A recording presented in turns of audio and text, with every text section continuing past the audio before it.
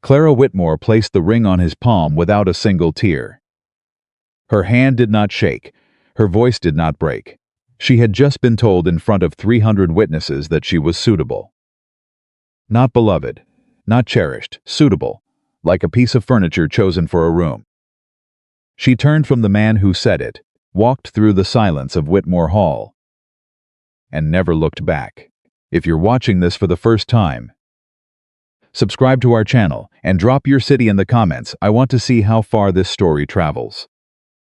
The autumn of 1818 had come in cold and proud to Albemarle County, Virginia, the way it always did, pressing down on the hills, with a weight that made people pull their shawls tighter and speak in lower voices, as though the season itself demanded a certain kind of respect. Whitmore Hall had been standing on its hilltop for 60 years. Clara had grown up inside those walls, learning the weight of the family name, the way other children learned their prayers by repetition, by reverence, by the quiet terror of what happened when you forgot a word. Tonight the hall was lit from every window. Carriages had been arriving since mid-afternoon. The families of Albemarle, of Rockingham, of Augusta County, the Prestons, the Cavendishes, the Beaumonts, all of them dressed in their finest. All of them there to witness the joining of two names that had defined Virginia wealth for a generation. The Whitmore name and the Hayes name. Clara stood in the upstairs hallway and listened to the sound of the party rising below her. Laughter, the clink of crystal, the low murmur of men talking business while their wives talked marriages, which in 1818 Virginia amounted to nearly the same conversation. Her maid, young Bess, was fastening the last button at the back of Clara's dress, ivory silk with a high neck and long sleeves, cut in the fashion of a woman who understood that elegance did not require decoration. It required precision. "You look beautiful, Miss Clara," Bess said softly. Clara looked at herself in the mirror. She was 23 years old. She had her grandmother's cheekbones and her father's stubborn jaw. Her eyes were a dark amber that people sometimes called gold and sometimes called brown, depending on the light and depending on how much they wanted to flatter her. She did not feel beautiful tonight. She felt like a transaction waiting to be completed. "Bess," she said quietly. "Ma'am, if a man tells you that you are suitable, what do you take that to mean?" Bess paused in her fastening. "I reckon it means he thinks you'll do fine, ma'am." "Yes," Clara said. "That's what I thought." She reached up and touched the ring on her left hand. It had been there for 3 weeks, a large oval sapphire surrounded by small diamonds, ostentatious in the way that only men who had too much money and too little imagination could manage. Nathaniel Hayes had placed it on her finger in this same house, in the parlor downstairs, in front of her father and her 2 older brothers and the family attorney, as though the engagement were a legal agreement being executed rather than a promise being made. Because that was exactly what it was. She had known it then. She knew it now. She had simply allowed herself to believe, in those 3 quiet weeks, that there might be something more underneath. That a man who moved through the world with that kind of deliberate stillness might also carry something warmer in him. Something he simply had not yet found occasion to show. Tonight would tell her whether she had been right to hope. She picked up her gloves from the dressing table and pulled them on, finger by finger. "All right," she said. "Let's go down." Nathaniel Hayes was standing near the fireplace when Clara entered the main hall. He was 35 years old, broad-shouldered, with dark hair going slightly gray at the temples, in a way that made him look less old than authoritative. He was speaking with her father, or rather, her father was speaking, and Nathaniel was listening with the particular quality of stillness that distinguished a man who was paying attention from one who was simply waiting for his turn. He glanced up when she came down the stairs. For a moment, something moved in his expression. Clara caught it, the slight shift in his jaw, the barely perceptible change in his eyes. She had no name for what it was. She only knew that it was there, and then just as quickly, it was gone. He nodded to her with formal courtesy. "Miss Whitmore." Mr. Hayes, she said. Her father. Edmund Whitmore moved to her side immediately. He was a tall man going soft at the middle, with white hair and a nervous energy that had been getting worse since the creditors had started sending letters. He placed his hand briefly on Clara's back, a gesture that was meant to look affectionate and felt like a reminder. Behave. Tonight is important, don't ruin this. You look lovely, my dear, he said, and his voice carried the particular warmth that men use when they want a room full of people to believe they are good fathers. Thank you, Father, she said. She smiled. She was very good at smiling. The evening moved forward the way formal Virginia evenings always did, with great deliberateness and a great deal of wine. Clara spoke to neighbors, deflected compliments about her dress, answered questions about the upcoming season with practiced grace. She was aware at every moment of Nathaniel Hayes moving through the room with the same deliberateness she had noticed from the stairs, shaking hands, exchanging brief words revealing nothing. They had not been alone together once in the 3 weeks since the engagement. She had told herself this was circumstance. She was beginning to suspect it was preference. At 9:30, Edmund Whitmore called the room to attention. He was standing at the head of the long dining table with a glass of Madeira in one hand and the expression of a man who had rehearsed this moment several times in private. Friends, he said, and the room quieted. We are honored tonight to mark an occasion that has been long anticipated in this county. The joining of the Whitmore and Hayes families represents not merely a union of two people, but a union of two legacies, two histories of land, of honor, of commitment to this commonwealth we are proud to call home. People were nodding. Clara was watching Nathaniel. He was watching the table. Her father spoke for another 2 minutes, the merits of both families, the promise of the match, the gratitude to the assembled guests for bearing witness. And then he lifted his glass toward Nathaniel and said, Mr. Hayes, you honor us. And Nathaniel Hayes raised his own glass, turned to face the room and spoke. I want to be straightforward with everyone here, he said. His voice was even and clear. It carried the way men's voices carry when they are accustomed to being listened to. This is a practical arrangement. The Whitmore estate has obligations that exceed its current means. My own holdings require the kind of social stability that a well-established match provides. Miss Whitmore is a woman of good character and sound upbringing. He paused. She is suitable. This arrangement benefits both families, and I enter it with honest intentions and clear expectations. He raised his glass to the arrangement, he said. The room was very quiet. Someone on the far end of the table repeated the toast in a low, uncertain voice. A few glasses were lifted. Someone coughed. Clara heard her own heartbeat. Suitable. He had said she was suitable. Not in a private letter she might have intercepted.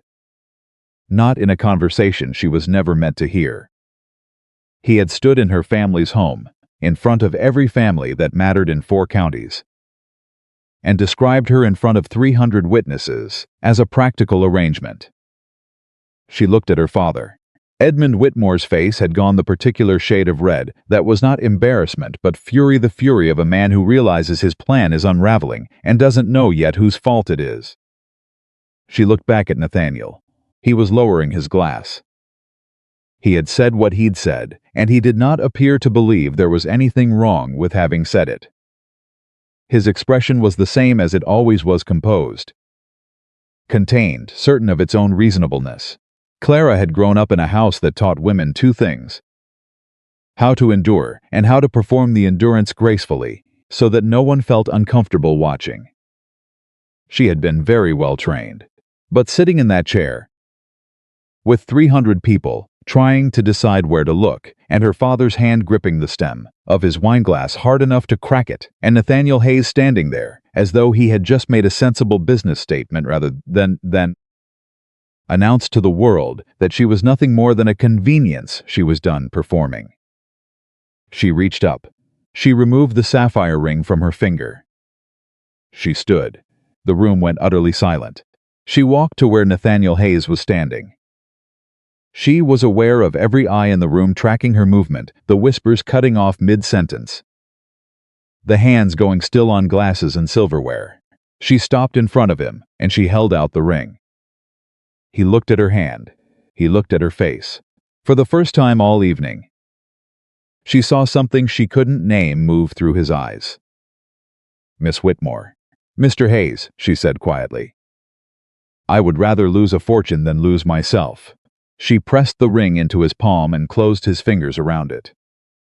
Then she turned, walked the length of the room, and went out through the front door of Whitmore Hall into the cold October night.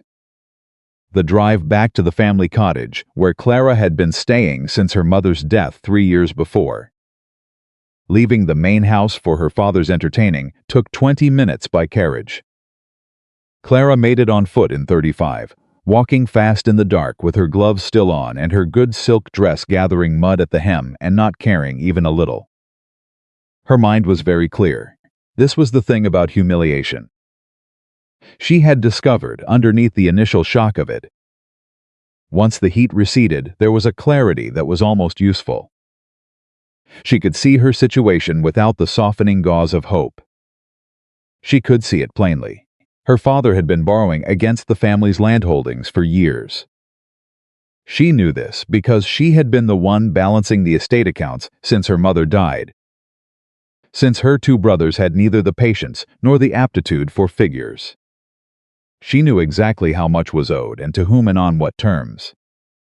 The marriage to Nathaniel Hayes had been presented to her as a desirable match, a wealthy man of good standing who could provide stability and security. What her father had not told her, what she had understood only gradually over the past 3 weeks, was that the marriage was not primarily about Clara at all. It was about the 40,000 acres of Whitmore land that would pass through her as a bride into the Hayes estate, clearing her father's debts in the process. She was not the bride. She was the transaction. She understood this now with complete clarity. She pushed open the cottage door and went inside. Martha Caldwell was sitting in the kitchen when Clara came in, the old housekeeper who had been with the family since before Clara was born, who had known Clara's grandmother, and who sometimes, when she thought no one was listening, talked to herself in a low voice about people who had been dead for 20 years, as though they were still in the next room. Martha looked up from her mending. She took one look at Clara's face and the muddy hem of her dress, and set her needle down. "Tell me," she said. Clara sat down across from her. She folded her hands on the table. She was still not crying. She thought she might not cry for a very long time. "He said I was suitable," she said, in front of everyone. Martha's expression did not change, but her jaw tightened. She was a small woman, 70 years old, and made entirely of patience and quiet iron. She had seen a great deal in her long life, and she had opinions about most of it that she expressed only when she trusted the person she was talking to. "What did you do?" "I gave the ring back." A long pause. "And your father?" "I don't know. I left before he could say anything." Martha nodded slowly. As though Clara had answered a question Martha had been waiting 3 weeks to hear. "Good," she said. "Martha, my father's debts. I know about the debts. I know about the land. Then you understand that that you have just refused to be sold," Martha said clearly. "Yes, I understand that perfectly." She reached across the table and took both of Clara's hands in her dry, strong ones. "And your grandmother would have done the same thing." Clara stared at her. Martha released her hands and stood. She moved to the fireplace, then turned back. "There is something," Martha said carefully, "that I have been carrying for a long time. Something your grandmother asked me to carry until the right moment." She looked at Clara for a long second. "I believe this is the right moment." The letter was in a leather case that Martha retrieved from a locked drawer in her bedroom.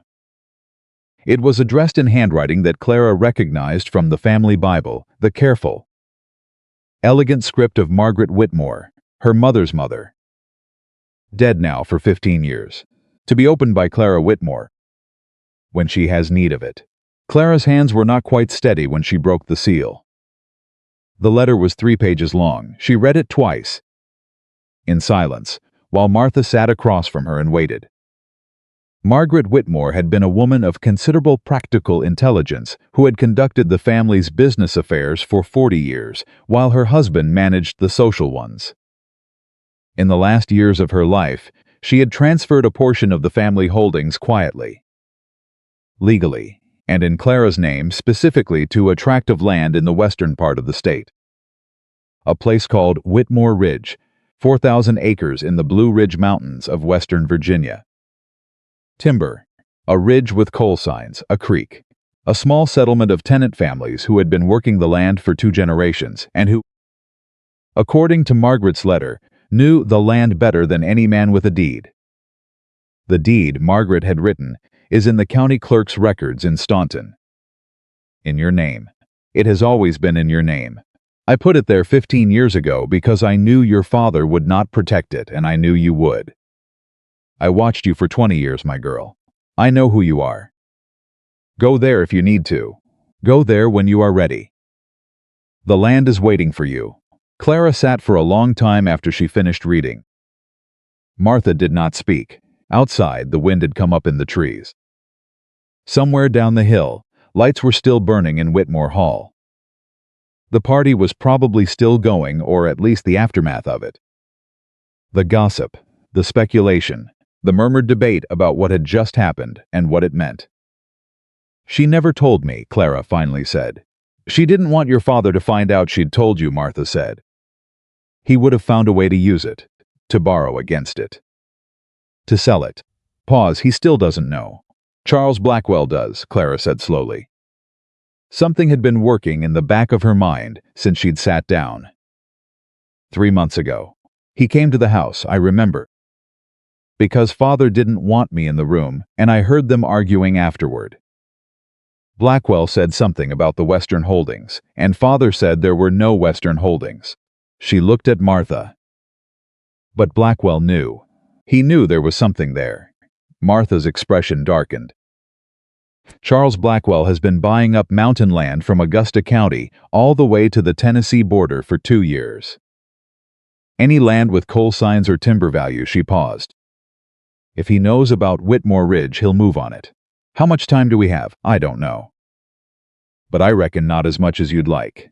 Clara set the letter down on the table. She looked at it. She looked at her muddy hem. She looked at her bare left hand. Then she looked at Martha. Can you tell me how to get there? She asked. Martha almost smiled.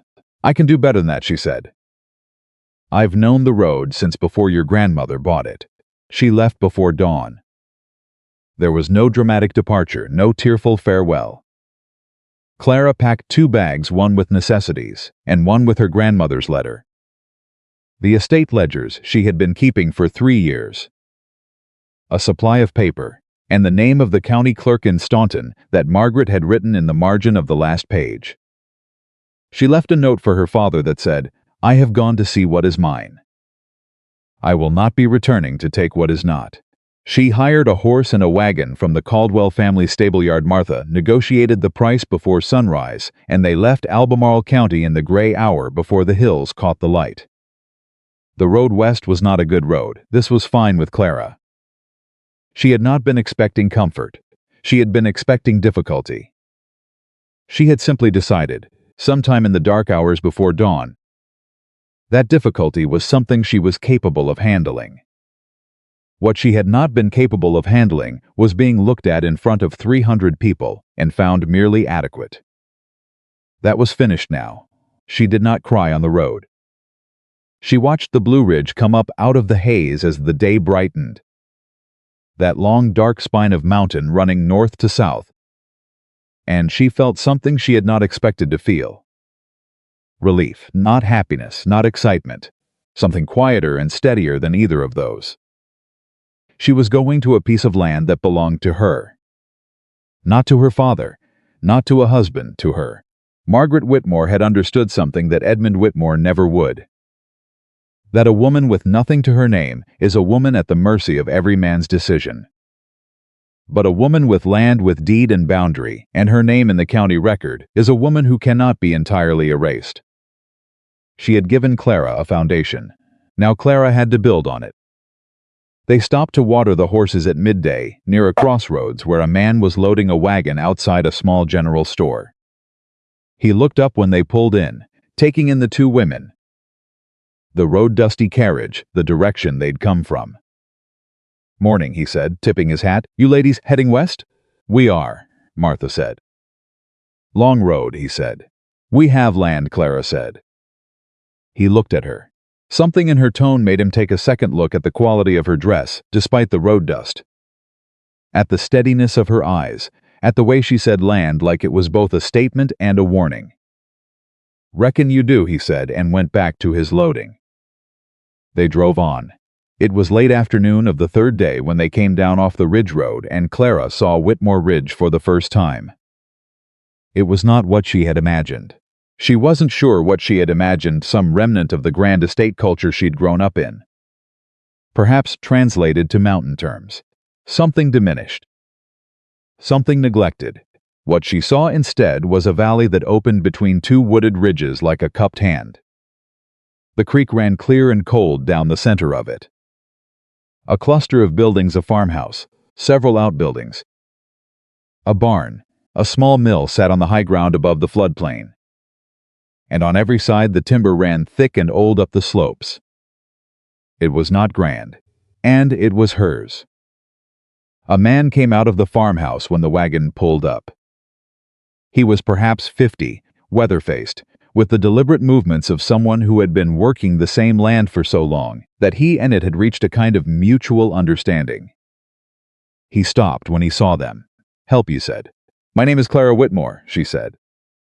"Margaret Whitmore was my grandmother. I believe you knew her." He was still for a moment.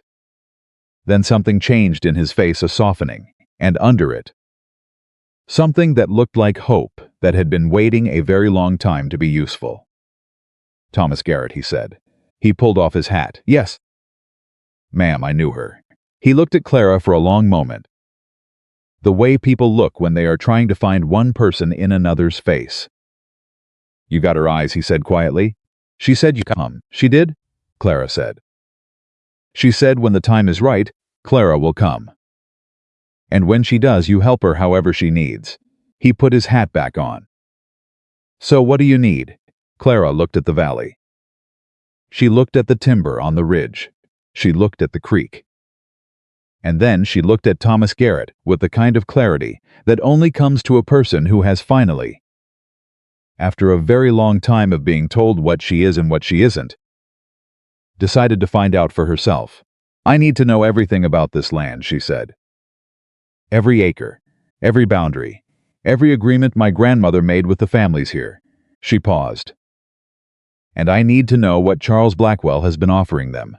Thomas Garrett's expression went carefully flat. "How do you know about Blackwell?" he said. "Because Clara said. I know men like him, and I know what they want before they say it." She stepped down from the wagon. "How many families are living on this land?" 11, he said. "And how many of them have Blackwell approached?" A pause.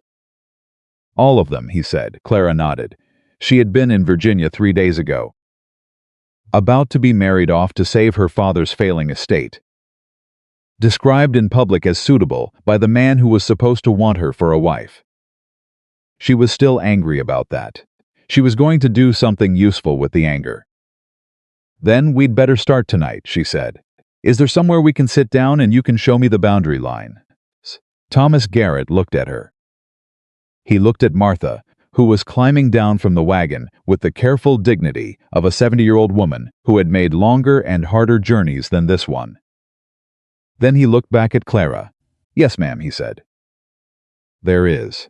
He turned and led them inside. And Clara Whitmore, who 3 days ago had been nobody's wife and everyone's disappointment, walked through the door of the house her grandmother had left her, and felt, for the first time in her 23 years of life, that she was standing exactly where she was supposed to be. The road behind her was long. The one ahead was longer. But it was hers, and she intended to walk every mile of it. Thomas Garrett spread the map across the kitchen table and smoothed it flat with both palms, the way a man does when he wants to show he takes something seriously. It was hand-drawn ink on heavy paper that had been folded and unfolded so many times the creases had gone soft. But the lines were precise. Clara could see that immediately. Whoever had drawn this map had known what they were doing. "Your grandmother had this made in 1801, Thomas said. Had a surveyor come up from Staunton. Cost her more than she let on to anybody." He traced the outer boundary with one finger. 4,217 acres. From the creek fork in the south up to the ridgeline in the north.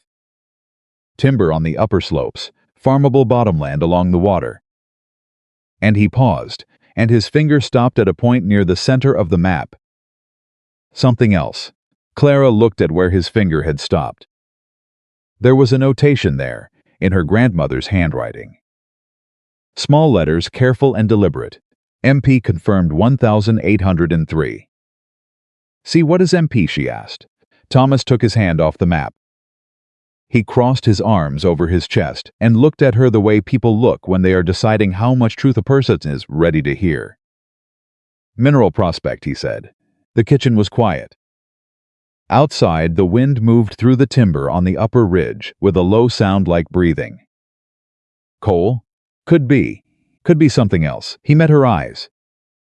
"Your grandmother had a geologist up here.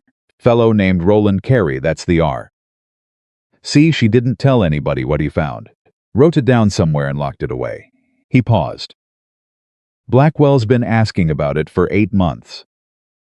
Asking the families here, asking at the county records office in Staunton, asking the old-timers who remembered your grandmother's time." Another pause. "He wants this land bad, Miss Whitmore.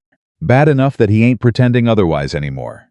"How bad?" Martha said from the corner, where she had been listening with the stillness of someone who already knows the shape of what's coming. Thomas looked at her. "He came up here himself 6 weeks ago. Sat right where you're sitting now, Miss Whitmore. Told me he was prepared to pay fair market value for every acre. Clear every tenant lease and provide 6 months of wage employment to any family willing to relocate." He looked back at Clara. "And then he told me that if the land couldn't be purchased willingly, he had attorneys in Richmond who specialized in finding problems with old deeds." Clara felt the words land in her chest like a stone dropping into still water. "He threatened you," she said. "He was very polite about it," Thomas said. "That's what made it threatening." She looked at the map again. She looked at her grandmother's notation. MP confirmed 1803. "The deed is in my name," she said. "Recorded in Staunton, yes." "Ma'am, I checked myself 3 years ago, when Blackwell first started making inquiries in the county. Your name is on it. Clear as anything." He leaned forward. "But Blackwell's attorney sent a letter to the clerk's office in August claiming there may be an error in the original filing that the Whitmore family transfer of 1801 was made without proper authorization from the estate executor at the time." "My great-uncle Philip," Clara said immediately. "He was the executor. He and my grandmother did not agree on the disposition of the Western holdings." She was already thinking. Already moving backward through the estate history, she had spent 3 years learning from account books and her grandmother's careful files. "Did they make that argument in writing?" "The letter's on file," Thomas said. He was watching her with a new expression, not the cautious hope from earlier, but something sharper, something paying attention. "You know the family history." "I kept the accounts," Clara said simply. "I know what my father didn't bother to learn." She pulled a piece of paper from her bag and a pen. "Tell me the name of the attorney in Richmond," Thomas told her. She wrote it down. "I'm going to need to go to Staunton," she said. "I need to see the deed file myself, and I need to understand exactly what Blackwell's attorney has filed and when." She looked up. "How long would that take by road?" 2 days if the weather holds. Then I'll leave in 2 days. I need to spend tomorrow talking to the families here." She set her pen down. "Every family Blackwell approached. I want to know what he said." "Exactly, and what they told him, and what they're afraid of." She looked at Thomas steadily. "Because they are afraid, aren't they?" He was quiet for a moment. They've been working this land for 20 years, he said. Raising children here. Building. The Harmon family's got 3 generations under one roof now. The Prentices built a schoolhouse 2 winters ago with their own timber and their own hands. The Coulters run the mill. He took a breath. A man comes in and tells you the land you built your life on might not belong to whoever you thought it did. That shakes a person. Even when they trust the name on the deed. Because trusting a name that ain't here is one thing. He looked at Clara. But trusting a name that just arrived this afternoon in a road-dusty dress is another. Clara held his gaze. I understand that, she said.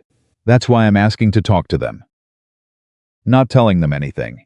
Not making promises I don't know yet if I can keep, she paused. I need to earn the trust, I know that. Thomas studied her for a long moment. Then he sat down across from her and rested his hands flat on the table. There's one more thing, he said. His voice had changed. Gone quieter. More careful. Blackwell didn't just send a letter to the clerk's office, he said. He's been talking to your father. The room went very still.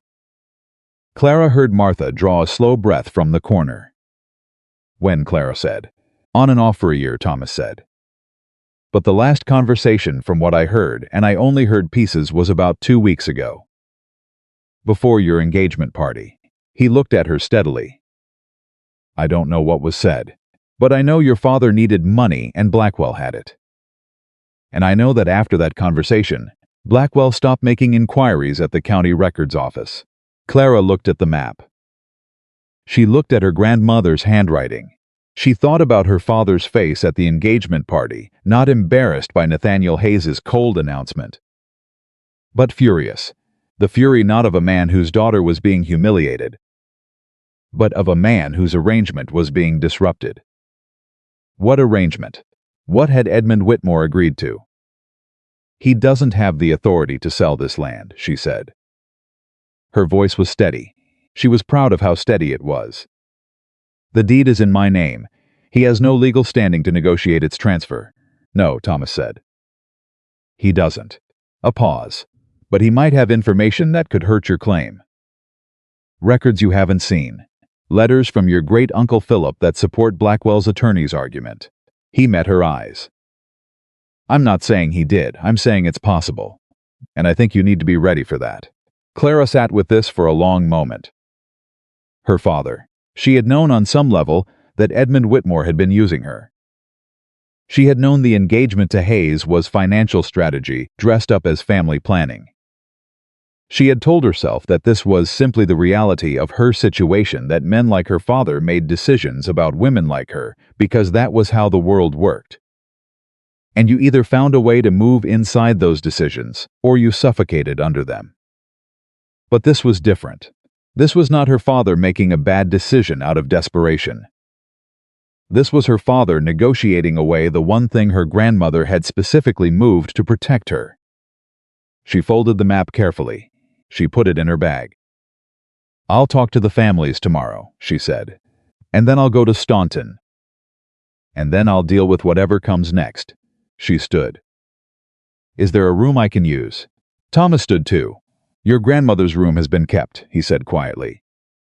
Same as she left it. She picked up her bag. She walked to the door of the kitchen and then stopped. Her hand on the frame and turned back. Thomas, she said. Ma'am, do they want to stay? He didn't hesitate. Every last one of them. Then we're going to make sure they can, she said. She went upstairs. She did not sleep for a long time. Morning came hard and bright. The way mountain mornings do, no gentle easing in. Just light suddenly everywhere, and the cold air pulling you awake before you'd decided you were ready. Clara was dressed and at the kitchen table with her ledger before Thomas had started the fire. She spent the morning going farmstead to farmstead across Whitmore Ridge. And what she found was exactly what Thomas had warned her about, and nothing she hadn't expected, and still somehow harder than she'd prepared for. The Harmon farm was first. Isaiah Harmon was a big man in his late 50s, with the kind of face that had spent so long outdoors it had become part of the landscape. His wife, Ruth, sat beside him at their table and said almost nothing. but her hands, folded on the table, were gripping each other white-knuckled. "He came 3 times, Isaiah said. First time, very friendly. Second time, he stopped. Third time, Ruth said quietly. Not looking up, he brought a man with him, a lawyer. Showed us a letter that said the deed to this land might be contested in court. Said if it went to court, we could be removed while the case was being settled. Could take years." Her voice was controlled in the way voices are controlled when the thing they're containing is very large. "We've got a daughter getting married in spring. Her husband's family. They're going to build on the north parcel. That's been planned for 2 years. Clara looked at her. "Mrs. Harmon, has anyone from Blackwell's office given you anything in writing? Any formal notice, any legal document?" Ruth shook her head. "Just the letter about the deed dispute, which he showed us but didn't leave a copy." "That's intentional," Clara said. "A letter he shows but doesn't leave creates fear without creating legal record. He's measuring how much pressure it takes to make you willing to sell." She paused. "No one has served you any legal papers? No notice from a court?" "No." "Then you have nothing to respond to yet," Clara said. "I am going to Staunton to examine the deed record myself. If there is a legitimate dispute filed, I will address it. If there is not, then what Blackwell is doing is intimidation. And intimidation without legal backing is just talk." She looked at both of them. "I am not asking you to trust me today. I am asking you to wait before you make any decisions until I come back from Staunton with the actual facts." Isaiah looked at his wife. Ruth unfolded her hands. "How long?" "A week. 10 days at the most." Another look between them. "All right," Isaiah said. The Prentice family was similar: 3 adults, 2 teenage boys, and the schoolhouse they'd built with their own hands on the northeast corner of the property, which, as the eldest son Abel explained, currently served 11 children from across the ridge. "My mother taught in it first 2 years," he said. He was maybe 30, with his mother's precise way of speaking and his father's broad hands. "Now my wife does. We didn't ask anybody's permission. We just built it, because the children needed it." Clara looked at him. "Who gave you the land for the building?" "Your grandmother," he said. "She wrote it into the original tenancy agreement. She said every settlement needs a school, and she'd be damned." He stopped, looked briefly uncomfortable with the language, then kept going. "She'd be damned if the children on her land grew up without one." He met Clara's eyes. "She was something, your grandmother." "She was," Clara agreed. "Blackwell said the schoolhouse would have to come down if the land changed hands," Abel Prentice said. "Said the new land use plan didn't include residential education." Clara absorbed this. She thought about the map, about 11 children, about the notation in her grandmother's handwriting. "It will not come down," she said. Abel Prentice looked at her for a long moment. "You sound like her," he said, "when you say things like that." Clara didn't know what to say to that. So she said nothing, but she felt that observation settle somewhere in her chest and stay there. By early afternoon, she had spoken to 7 of the 11 families. The shape of Blackwell's campaign was clear: intimidation through suggested legal jeopardy. No formal filings, no actual court action, not yet. Just the threat of it, delivered with polished manners and a lawyer at his side, to people who had everything to lose and no clear person to turn to. Until now. She was walking the path between the Coulter Mill and the Garrett farmhouse when she heard hooves on the upper road. She stopped. The rider came down off the ridge trail and pulled up 20 feet from her. He was well mounted on a gray horse, dressed for road travel rather than visiting, no coat. Just a heavy riding jacket, boots caked with 2 days of mud. He was looking at her with an expression she could not immediately read. She knew who he was in the same moment she knew she hadn't expected him. Nathaniel Hayes. He sat his horse and looked at her and said nothing for a moment. The wind came through the trees above them. Somewhere behind her, the mill wheel was turning. "Miss Whitmore," he said finally. "Mr. Hayes," she said. She did not move. She did not offer him anything, not courtesy, not warmth, not confusion. She simply stood and waited, because she had learned in the past 4 days that waiting was often more powerful than speaking. He dismounted. He held his horse's reins and he looked at her, and she could see that he had prepared something to say, and that whatever it was, her being here on this mountain road, calm and evidently busy, had disrupted whatever version of this encounter he had rehearsed. Good, she thought. He started. How did you know where I was? She said. He paused.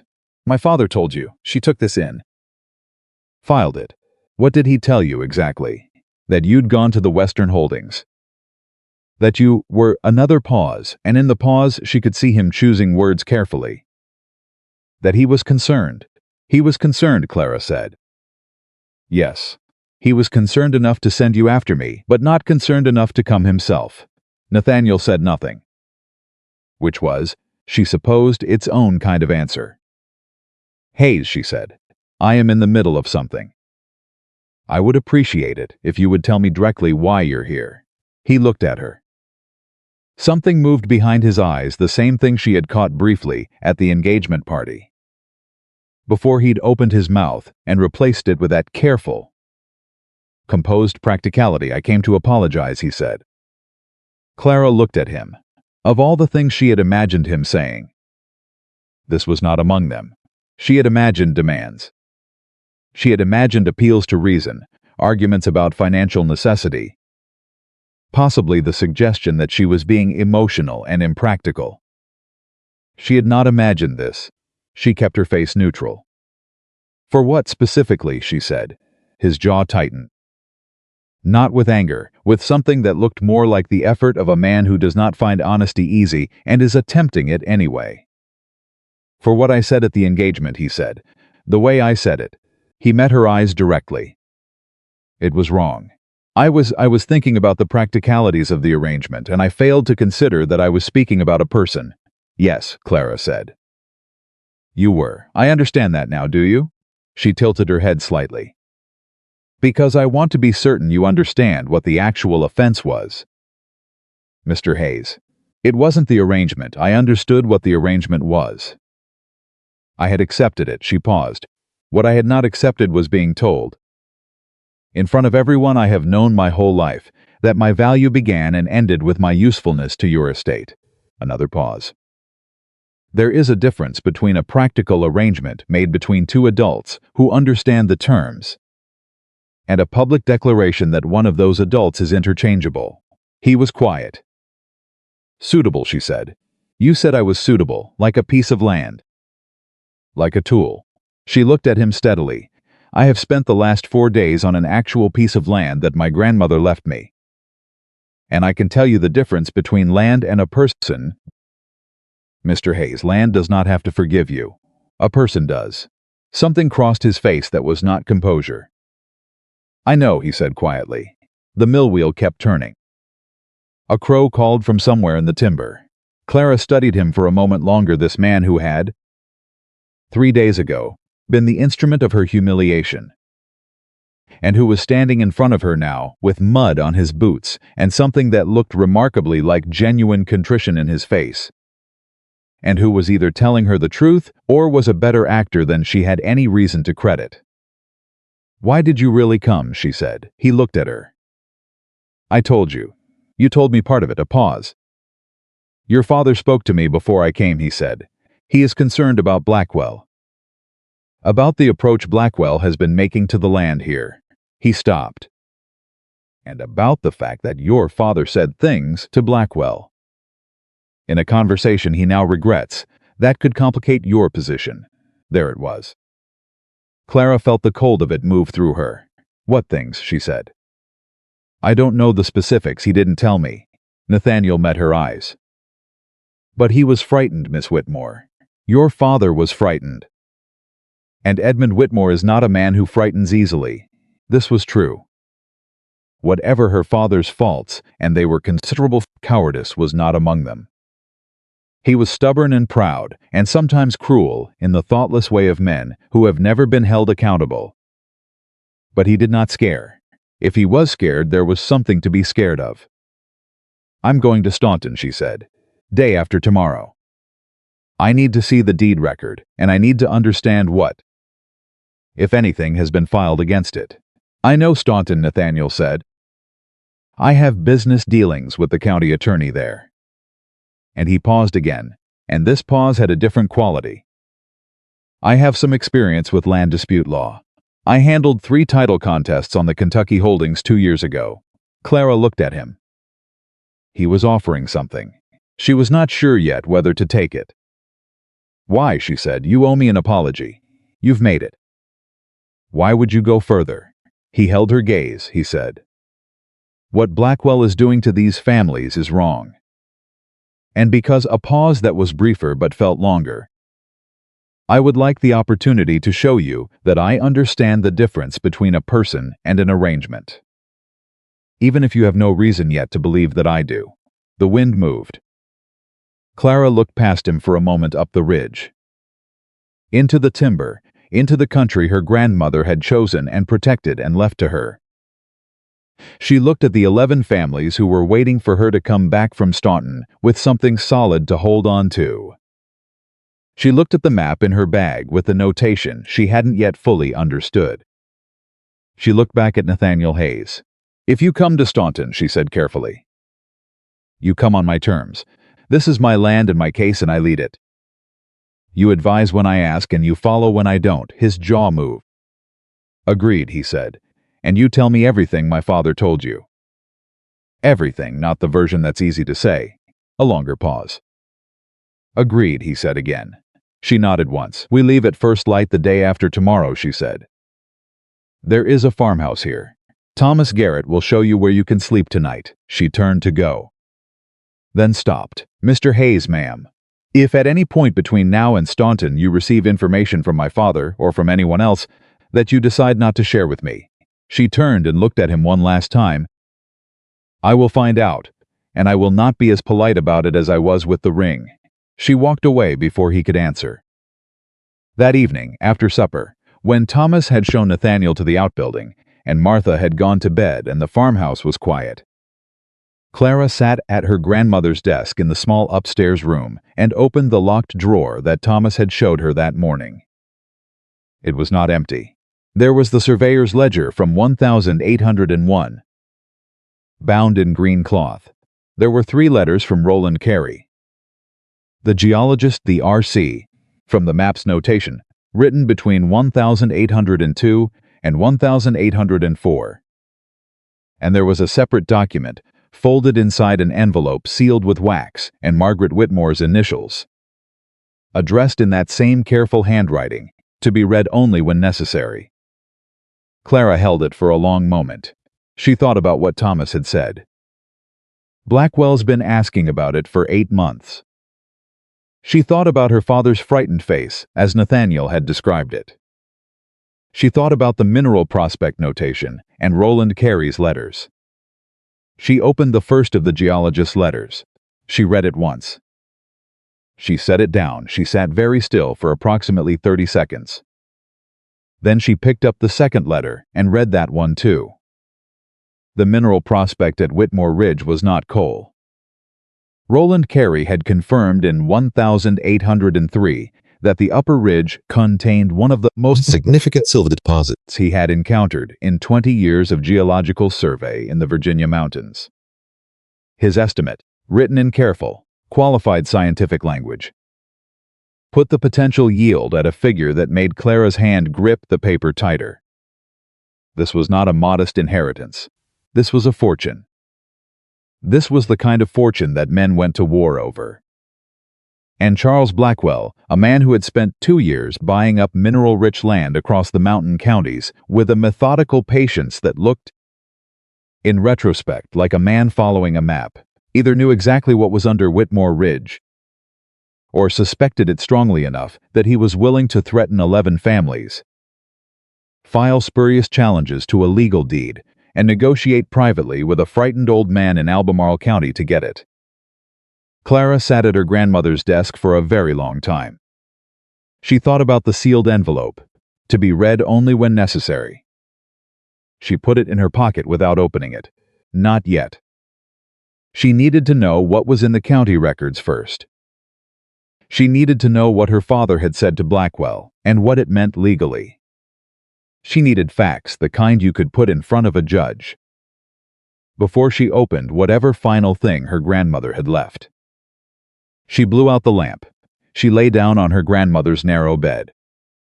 She stared at the ceiling and thought about silver in the mountain, about 11 families, about a schoolhouse built with hand-cut timber, about a man who had called her suitable and then ridden 2 days through the mud to apologize, about her father who was frightened, about Charles Blackwell, who was patient and polished and dangerous in the way that men are dangerous when they want something very much and have the resources to wait for the right moment. She thought about her grandmother, a woman who had surveyed this land, hired a geologist, established 11 families, written careful letters to a granddaughter she was not sure would ever have need of them, and left behind enough information to fight with. "I know who you are," Margaret had written. "The land is waiting for you." Clara closed her eyes. She thought, "I know who I am too." And in the morning, she was going to go to Staunton and prove it. They left Whitmore Ridge before the sun cleared the eastern ridge. 3 of them on horseback: Clara, Nathaniel, and Thomas, who had insisted on coming without explanation, and whom Clara had not argued with, because she had learned in 2 days that Thomas Garrett's instincts were worth more than most men's reasoning. The road to Staunton was 2 hard days in the saddle. Clara used the time. She told Nathaniel everything on the first morning: the geologist's letters, Roland Carey's findings, the silver deposit, the sealed envelope she had not yet opened. She told him plainly and watched his face while she did it, because she had decided that if she was going to let this man ride beside her, she was going to know immediately when he was hiding something. He was not hiding anything. She could face, which she was coming to understand was not cold so much as controlled. Went through several distinct changes as she laid out what she'd found: surprise, calculation, and then something darker and more focused. "He knows," Nathaniel said when she'd finished. "Blackwell?" "Yes, he was looking at the road ahead. A man doesn't spend 2 years buying mineral land across 4 mountain counties without knowing what he's looking for. He either has Carey's original survey or he has someone who confirmed it independently." He paused. "The legal challenge to the deed, the letter, to the Staunton clerk's office, that's not about establishing ownership. That's about delay. He wants the title clouded long enough to pressure the families off the land before you can consolidate your position." "And my father," Clara said. A pause. "Your father told Blackwell about the Western holdings, about the transfer to your name." Nathaniel's voice was careful but not soft. "I believe he did this in exchange for Blackwell settling a portion of the Whitmore debt, not all of it. Just enough to keep creditors from the door for another season." Clara absorbed this. "He sold him the information," she said. "Yes, not the land." "Just the information." "Just the information," Nathaniel agreed. "Which legally means very little. Your father can't transfer what isn't his to transfer." "But the information told Blackwell where to look and what he was looking for, and gave Blackwell time to set up the legal challenge before I knew the land existed," Clara said. "Yes." She rode for a moment in silence. "My father didn't know about the silver," she said. It wasn't a question. She was certain of it. If Edmund Whitmore had known there was a significant silver deposit under that mountain, he would have found a way to access it years ago. Consequences be damned. "No," Nathaniel said. "I don't think he did. I think he sold Blackwell a piece of information whose real value he didn't understand. To solve a problem that felt more immediate." He paused. "It's the kind of mistake a man makes when he's desperate and proud and unwilling to ask for help." Clara looked at him briefly. "You're describing my father," she said. "I'm describing a kind of man I understand," Nathaniel said. He said it quietly and without elaboration, and Clara let it sit there between them, because she was beginning to understand that Nathaniel Hayes communicated most honestly in the things he said once and did not repeat. Thomas, riding just behind them, said nothing, but she heard him make a small sound that might have been agreement. They reached Staunton on the second afternoon and went directly to the Augusta County Courthouse. The clerk's office was staffed by a thin, precise man named Gerald Fitch, who wore his authority like a man who had spent 30 years being underestimated and had made a careful science of compensating for it. He looked at Clara when she introduced herself and said, in a tone of practiced neutrality, the Whitmore deed. Yes, she said. I've had several inquiries about that particular filing recently. I know, she said. I'd like to see the complete file, the original deed. Every correspondence on record regarding it, and any filings that have been made against it. Fitch looked at her.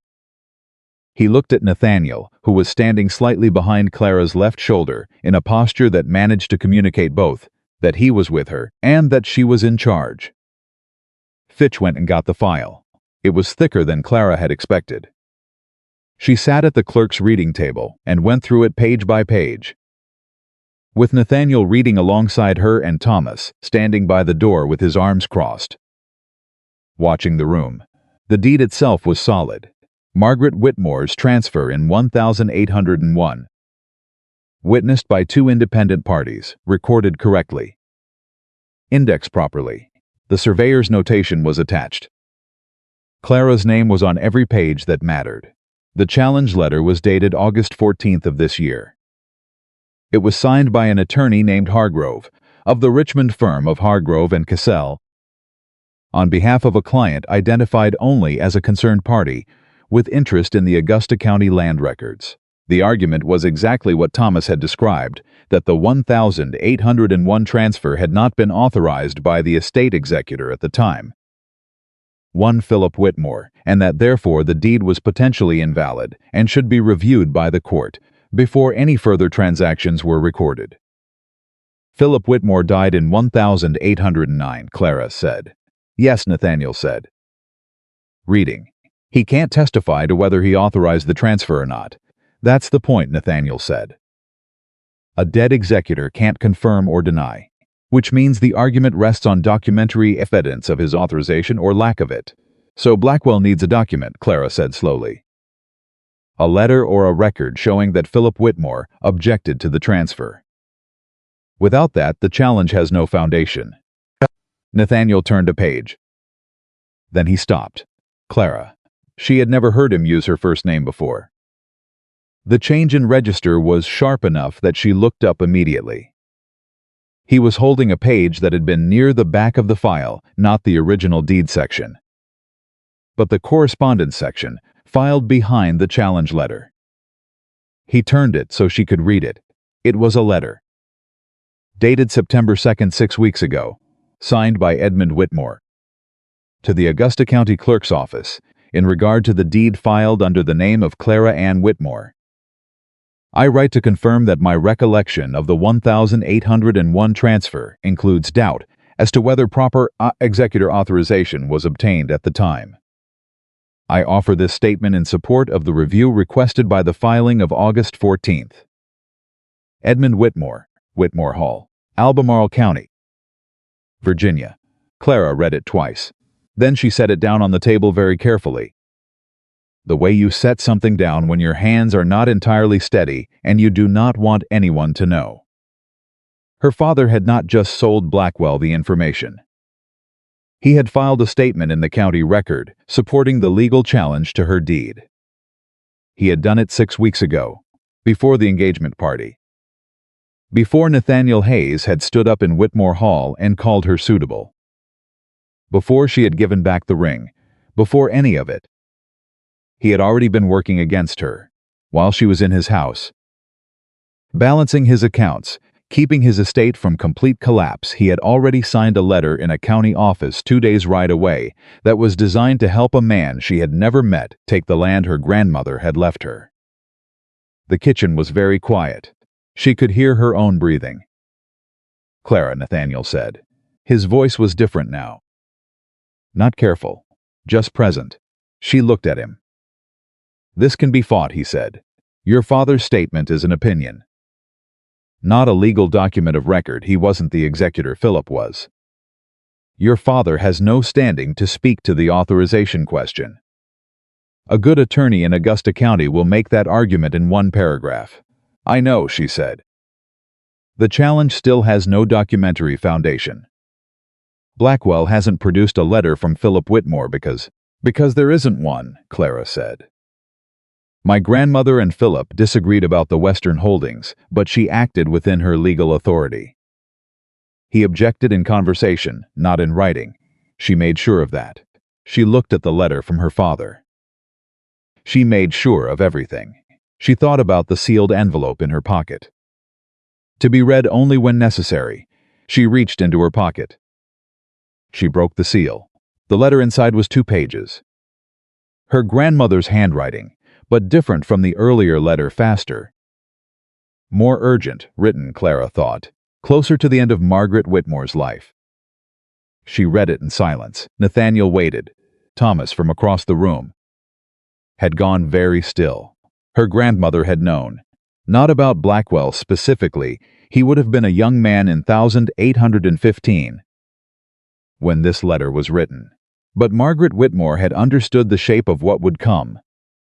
Because she had seen it before, she had written, "There will come a man, there is always such a man, who will look at what you have built and decide that his want of it outweighs your right to it. He will use the law the way small men always use it.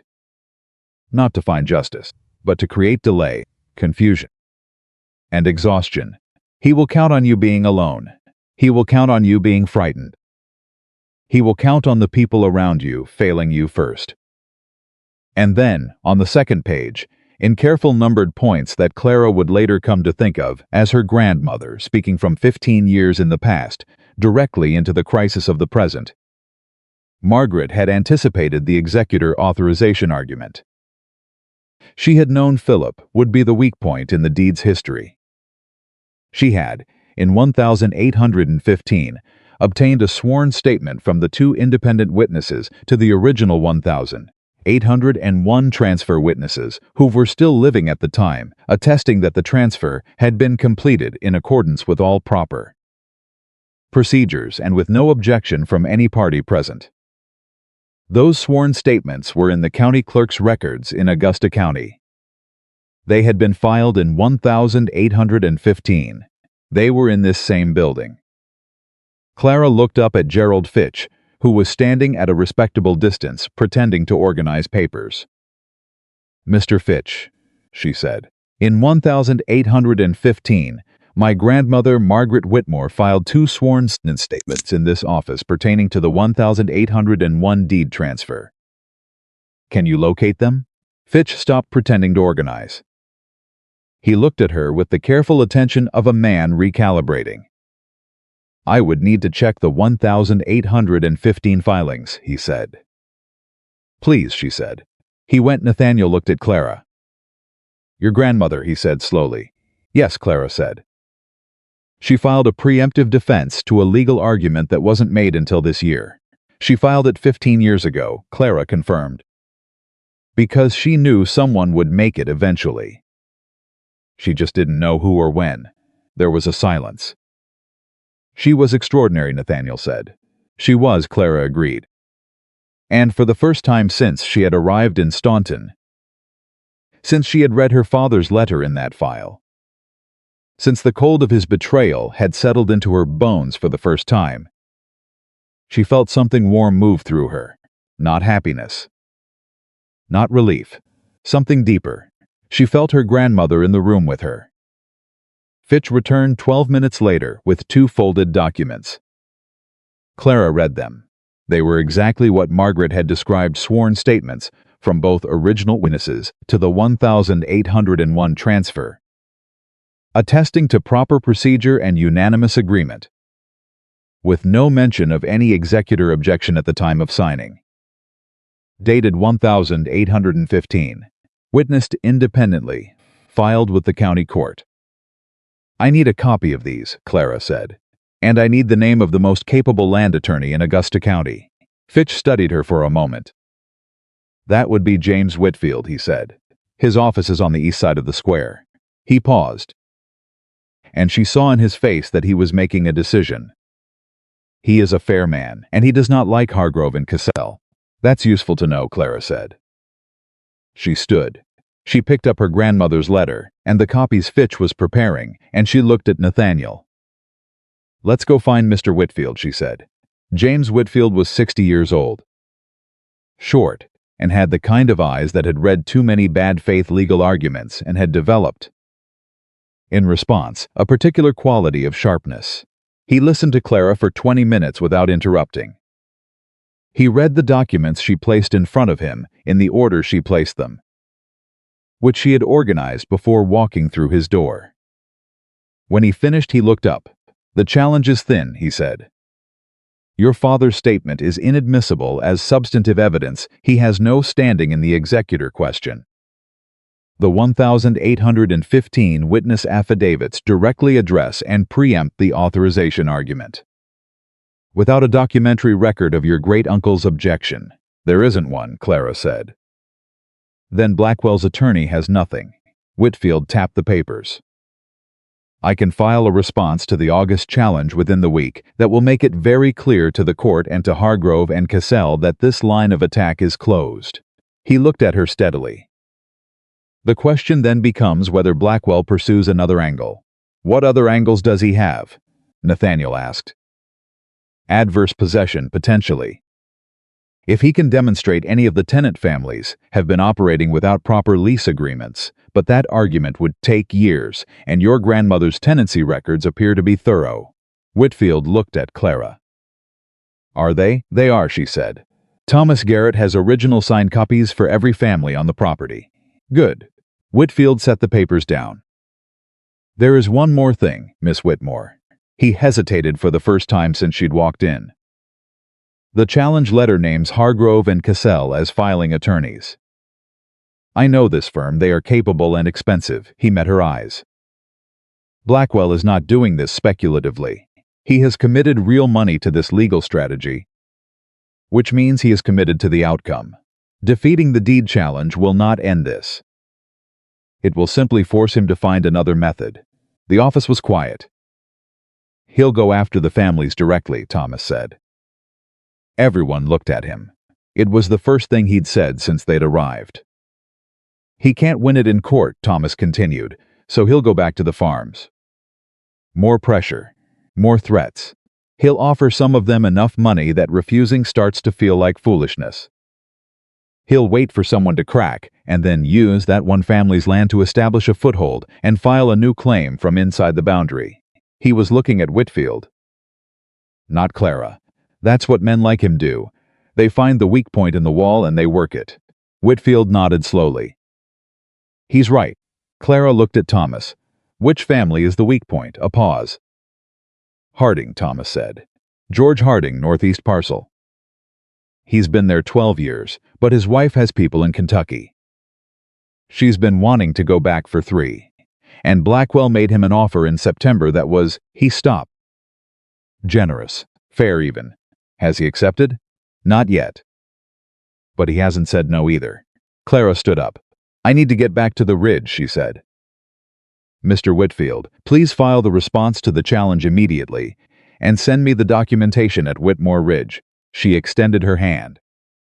He shook it with the slight surprise of a man who is not accustomed to women conducting their own legal business and who is reordering his expectations in real time. What is your fee, he told her. She agreed without negotiating. She turned to go. Miss Whitmore, Whitfield said. She stopped. Blackwell will know you've been here the moment I file, he said. And he will know from the affidavits that whoever is defending this title has done their preparation. He paused. He may move quickly, she said. They rode hard going back. Clara set the pace, and neither Nathaniel nor Thomas argued with it. They made the return in a day and a half, camping one night on the Ridge Trail. And Clara spent most of the dark hours sitting by the fire going through her grandmother's surveyor's ledger while the two men slept. She was looking for the exact boundary of the northeast parcel. The Harding land. She found it at midnight. She sat with what she found for a long time. Then she woke Thomas. He came awake the way men do who have lived outdoors instantly. No groggy middle ground. The Harding parcel, she said quietly. The northeast boundary. It runs along the creek fork, the same creek fork that's listed in the original 1801 deed as the southern border of the whole property. Thomas looked at the ledger. He was quiet for a moment. If Blackwell gets the Harding land, Clara said slowly, he doesn't just have a foothold inside the boundary. He controls the water access for the southern three-quarters of the property. Thomas let out a long breath. Every farm below the fork needs that creek for irrigation, he said. The Harmons, the Prentices, the Coulter mill. He looked at her. Without water rights, those farms fail within 2 seasons. So Harding's land isn't just a weak point in the wall, Clara said. It's the keystone. Blackwell knows this, Thomas said. Yes, Clara agreed. He's known it the whole time. That's why he approached Harding first. That's why his offer was generous. She closed the ledger. He doesn't need the whole ridge. He needs that one parcel and the water rights that come with it. And then he can wait while the rest of the property slowly becomes worthless to the families living on it. She looked at Thomas. I need to talk to George Harding before we do anything else, she said. First thing when we get back. And if he's already made his decision, Thomas said. Not unkindly, just honestly. Then I need to give him a reason to unmake it, Clara said. On the other side of the fire, Nathaniel's voice came quietly through the dark. He had not been asleep.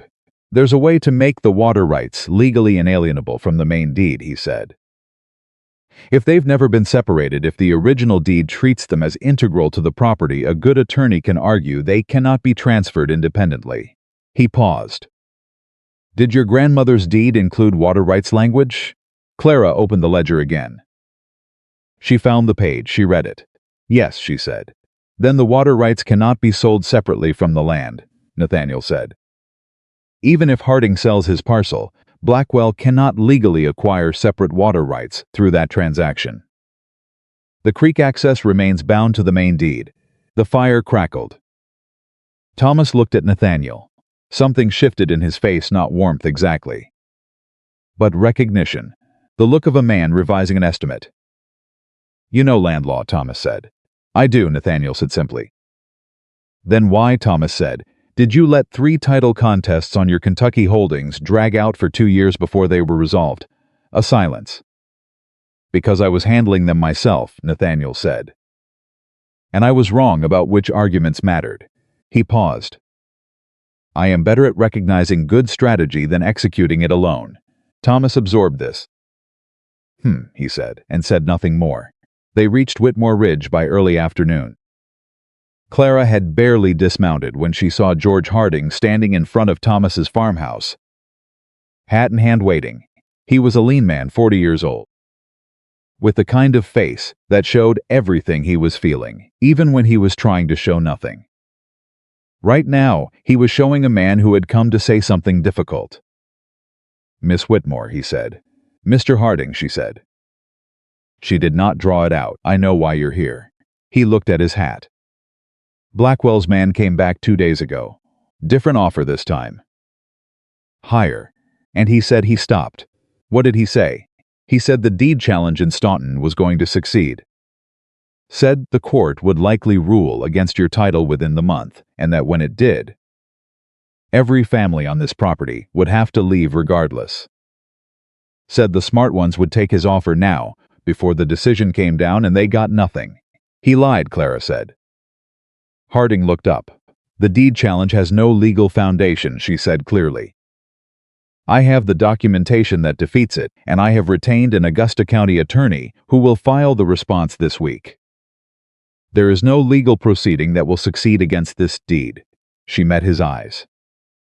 Blackwell told you the court would rule against my title because he needed you to believe time was running out. It isn't. Harding was very still. You're certain, he said. I am certain, she said. My grandmother spent 15 years making certain. He looked at her. He looked at Thomas, who gave him a small nod. My wife wants to go to Kentucky, he said. And his voice had dropped into something quieter, more personal. That ain't Blackwell's doing. She's wanted that for a long time. And what he offered was a fair price? Clara said. He hesitated. Yes, ma'am. Clara took a breath. She had thought about this on the road. She had thought about it for most of the past day and a half. Mr. Harding, she said, if you want to go to Kentucky, if that is your family's genuine desire, independent of Blackwell and independent of me, then I will not stand in the way of that. You have a right to live where you want to live. She paused.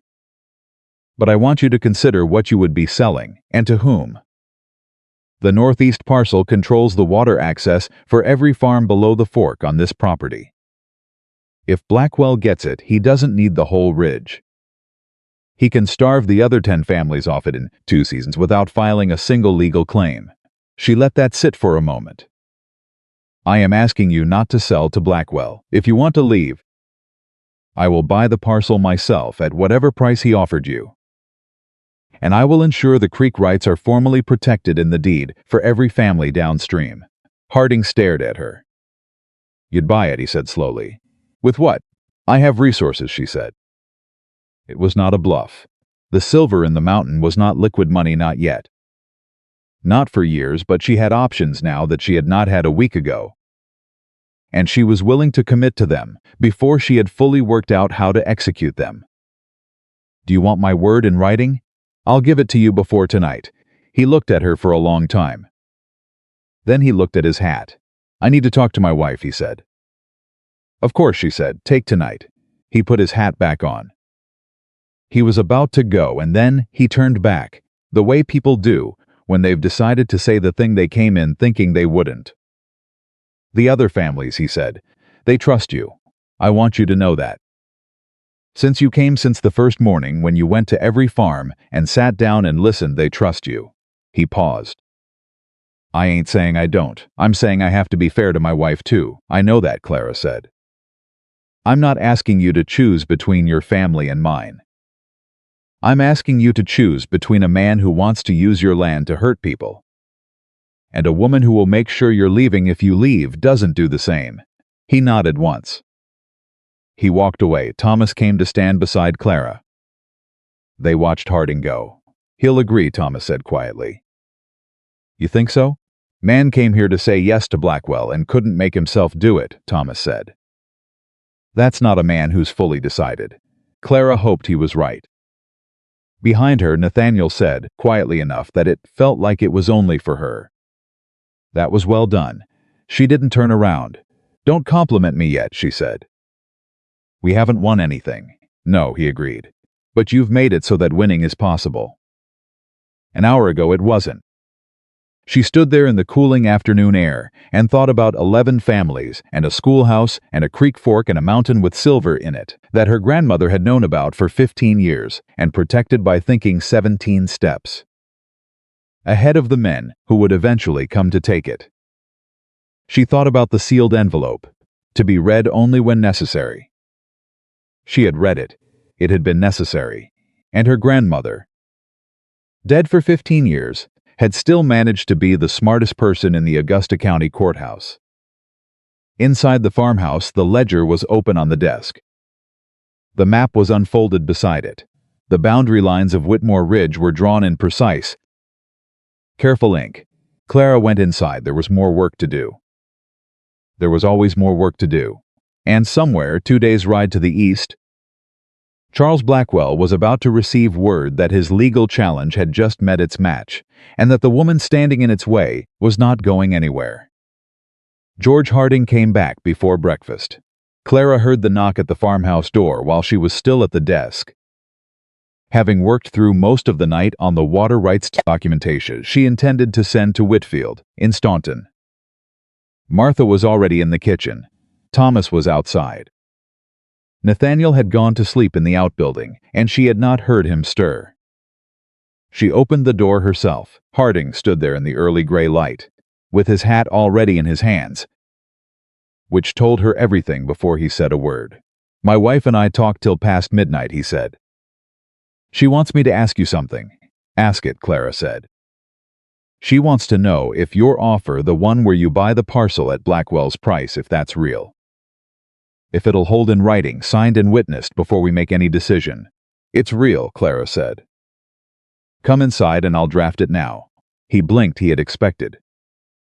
She thought. More conditions. More delay. More of the careful hedging that people use when they're making promises they're not fully certain they can keep. She had no time for hedging. She drafted the purchase agreement at the kitchen table in 30 minutes. With Martha witnessing and Thomas coming in from outside to read it over with the slow, thorough care of a man who understood that words on paper were the only thing standing between a family and disaster. Harding read it twice. His lips moved slightly on the second pass, the way people's do when they're making sure the words mean what they think they mean. Then he signed it. Clara signed below him.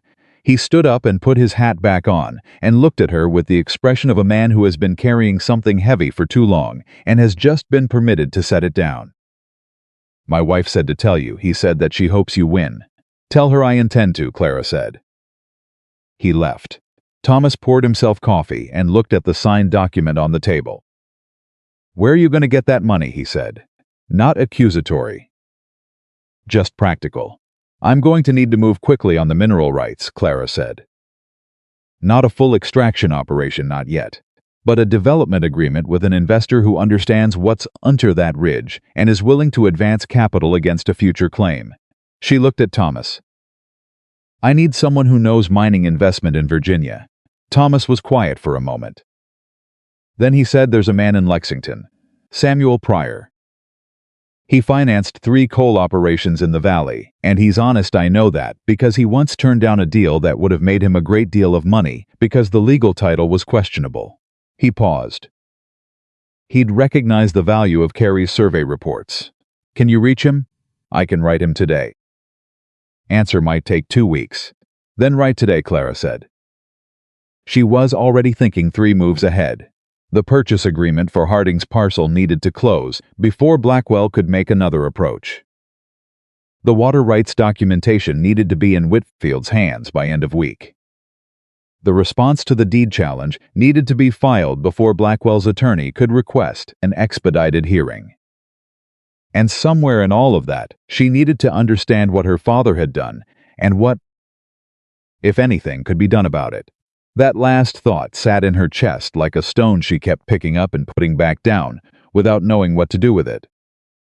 Nathaniel found her an hour later, standing outside with the ledger open, checking the boundary notation against Thomas's hand-drawn copy of the map.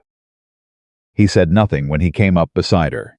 He looked at what she was doing, understood it, and waited.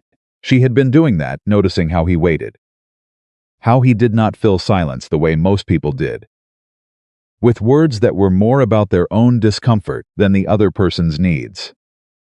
It was the quality she was coming to understand that she had initially misread as coldness. It was not coldness, it was discipline. She was recalibrating her understanding of Nathaniel Hayes the way Fitch in the clerk's office had recalibrated his understanding of her slowly, with evidence, and with the slight resistance of a person who does not enjoy being wrong about their first judgment. I need to tell you something, she said, without looking up from the ledger. All right, he said.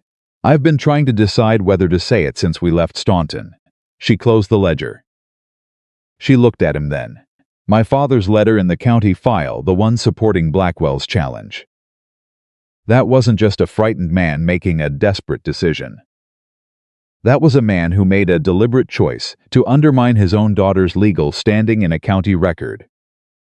For money, while she was living in his house and balancing his accounts. She paused.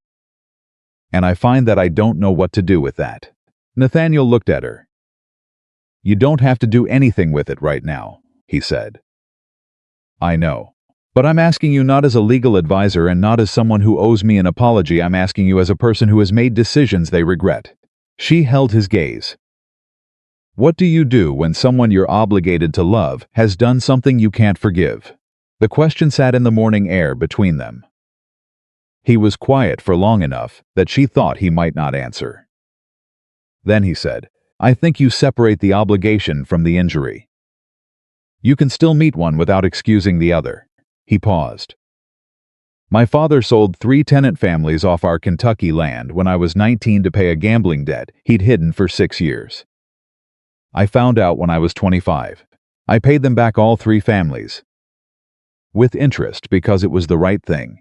And because I needed to be able to live with myself. He looked at the mountain.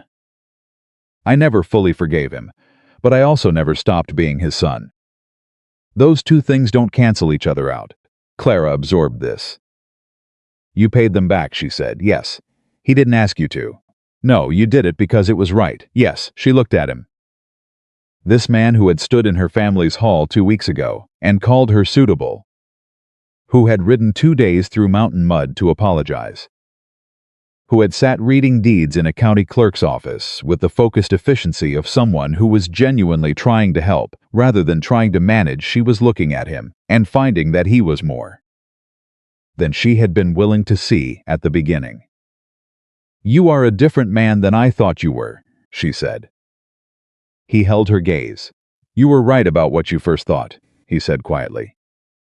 I had made myself into that version. It was easier. A pause. It was wrong. She looked away before she was ready to look away.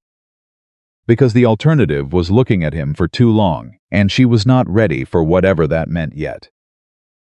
I need you to help me draft a formal response to my father, she said, pulling herself back to what was immediate and concrete. Not a personal letter. A legal notice of his conflict of interest in the county record, something that formally identifies the Staunton statement as inadmissible and requests its removal from the challenge file. That's aggressive, Nathaniel said. Yes, she said. It will damage your relationship with him past what it already is. My relationship with him was damaged the day he signed that letter, she said. I am simply deciding to be the one who names it. Another pause.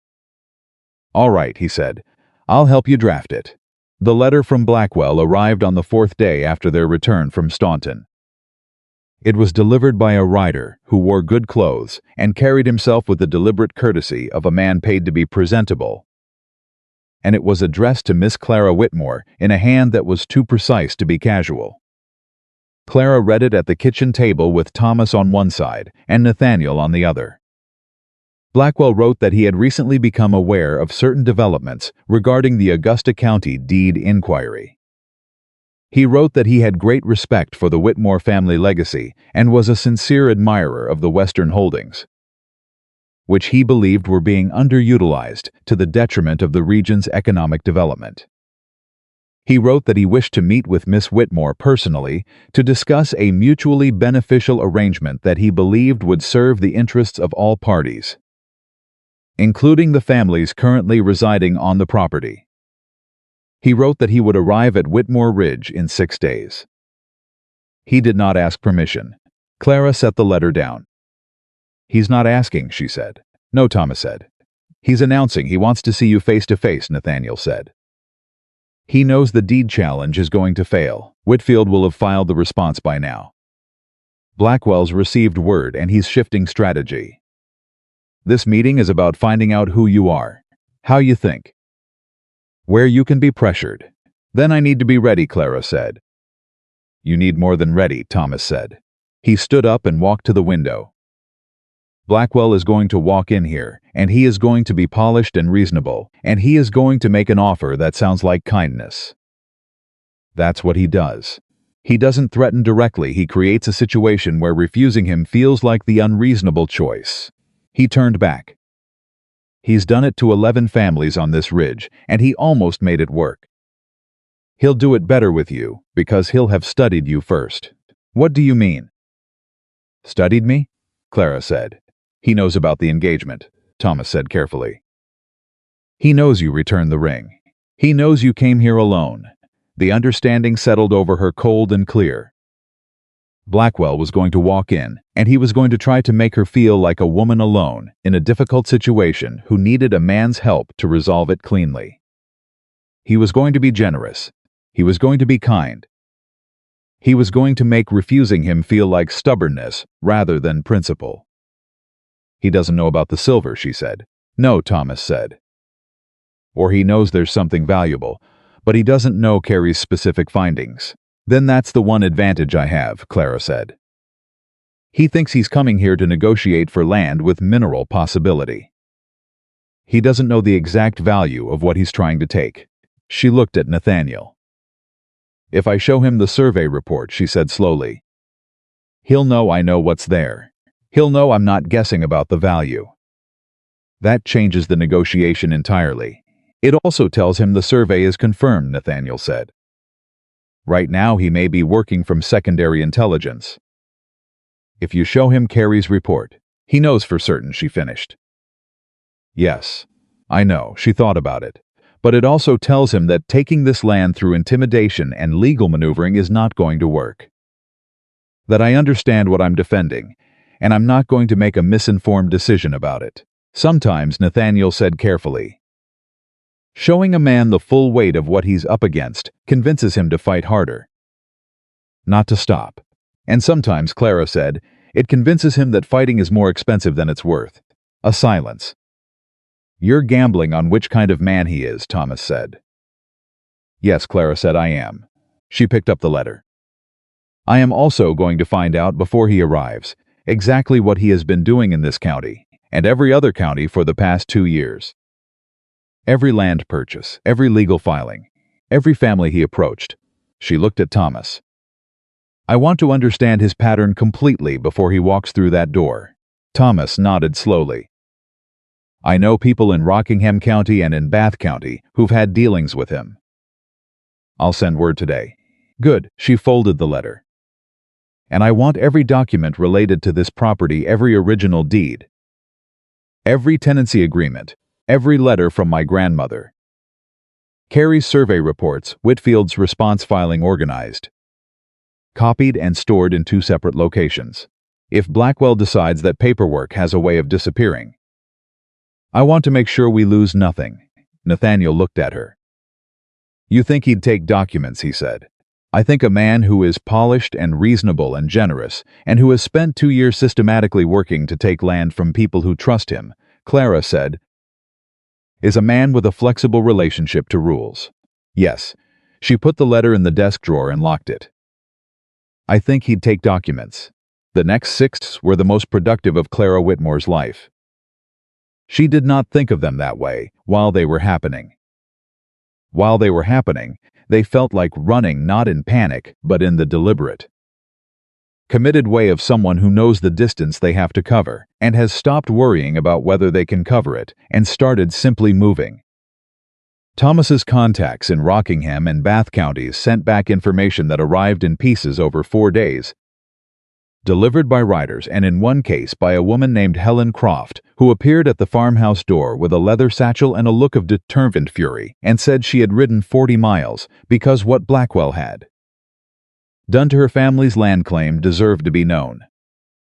Clara sat with Helen Croft for 3 hours. What she learned changed the shape of everything. Blackwell had purchased 12 properties across 4 counties in the past 2 years. In 9 of those purchases, he had used some form of legal or social pressure to reduce the price, below fair market value, a deed challenge here, a rumor of title problems there, a polite conversation with a local creditor who suddenly became less patient. In 3 cases, families had been removed from land they had worked for a generation based on legal arguments that, as Clara and Nathaniel worked through them, were thin to the point of fabrication.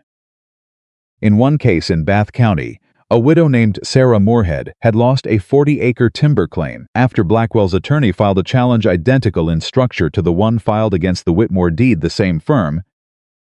Hargrove and Cassell, the same argument about executor authorization, the same suggestion of improper transfer. Sarah Moorhead had no Margaret Whitmore behind her. She had no 15-year-old witness affidavits. She had lost the land.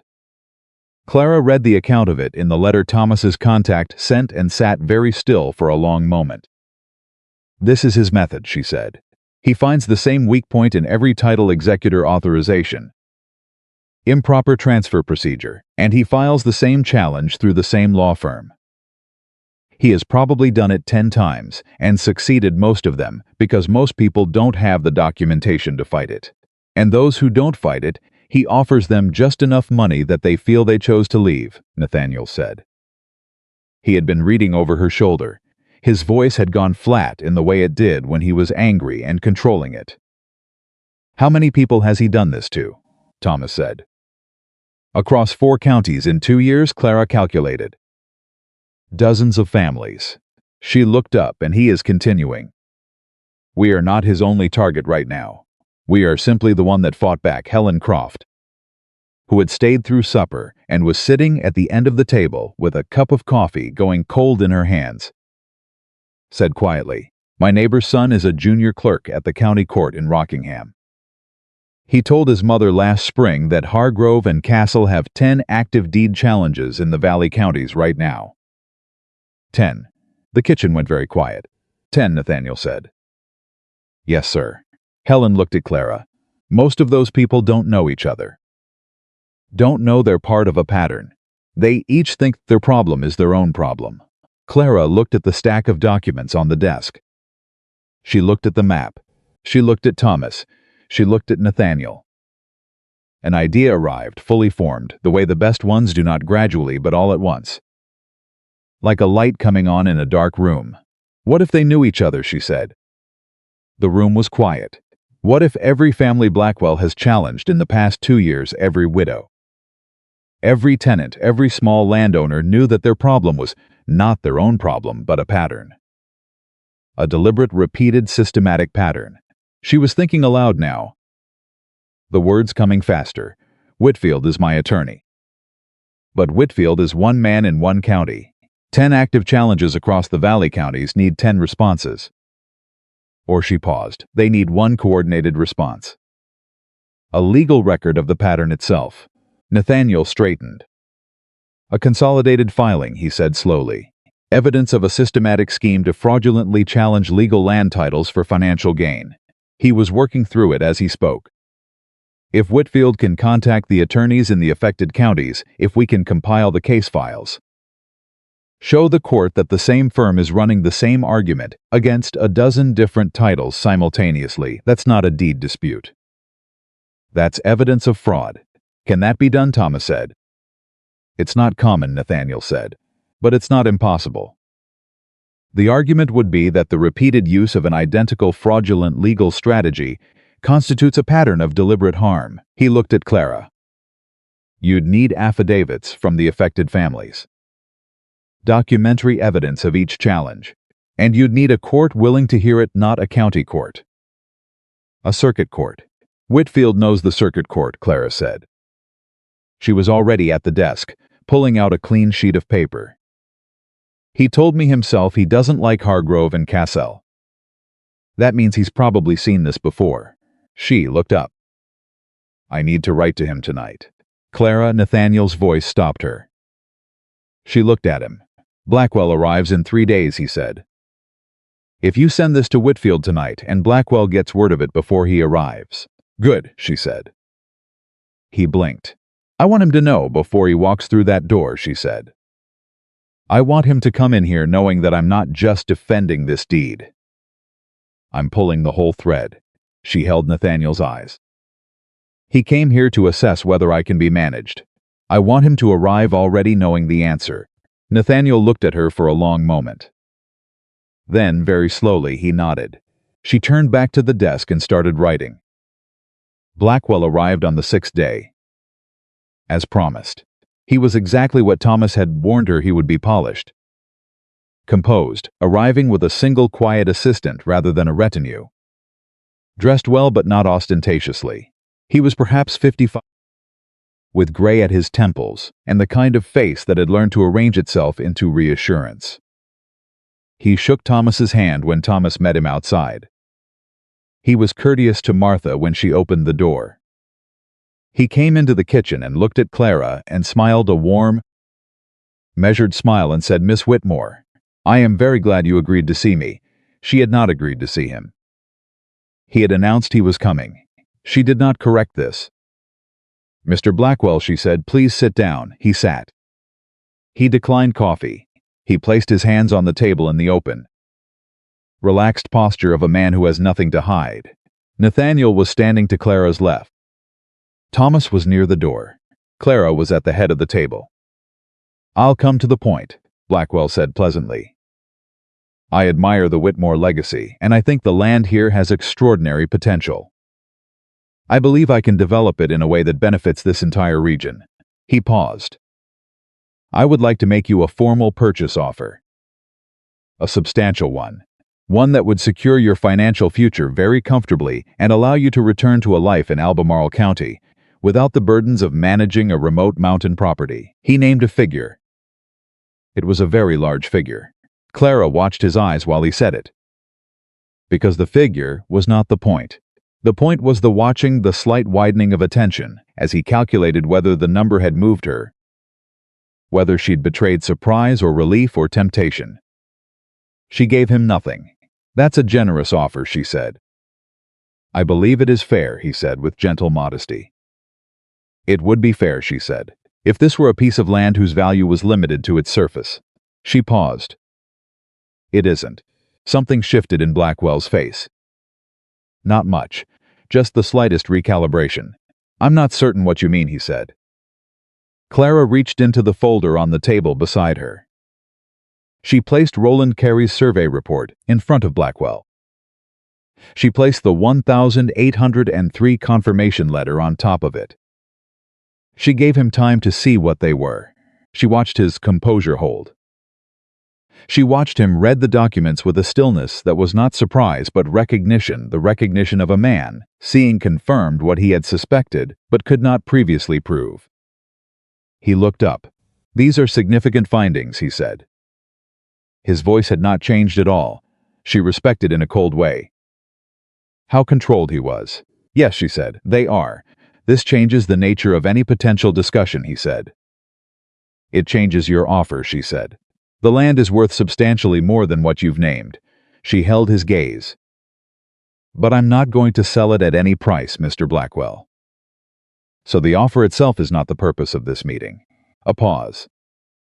"Then what is the purpose?" he said. She folded her hands on the table. "I want you to understand something," she said. "In Bath County, a widow named Sarah Moorhead lost her timber claim to a deed challenge filed by Hargrove and Cassell. In Rockingham County, 3 families were removed from land they'd held for 20 years, using the same legal argument your attorneys filed against my deed last August." She watched his face. "The same firm, the same argument. A dozen active challenges in the Valley counties right now." She paused. "That is not a coincidence, Mr. Blackwell, and it is not going to continue." For the first time, the composure slipped slightly. Not dramatically, Blackwell was too controlled for drama. But something went tight around his eyes. "I don't know what you're implying," he said carefully. "I'm not implying anything," she said. "I'm telling you that I have documented evidence of a systematic pattern of fraudulent deed challenges connected to your land acquisitions across 4 counties, and that I am working with an Augusta County attorney to bring that evidence before the circuit court." She let that settle. "I am also telling you that several of the families affected by those challenges have been located and are being contacted. Their affidavits will be part of the filing." Absolute silence. Blackwell sat very still. "That is a serious accusation," he said. "It is a documented pattern," she said. "You would need to prove that I directed those filings.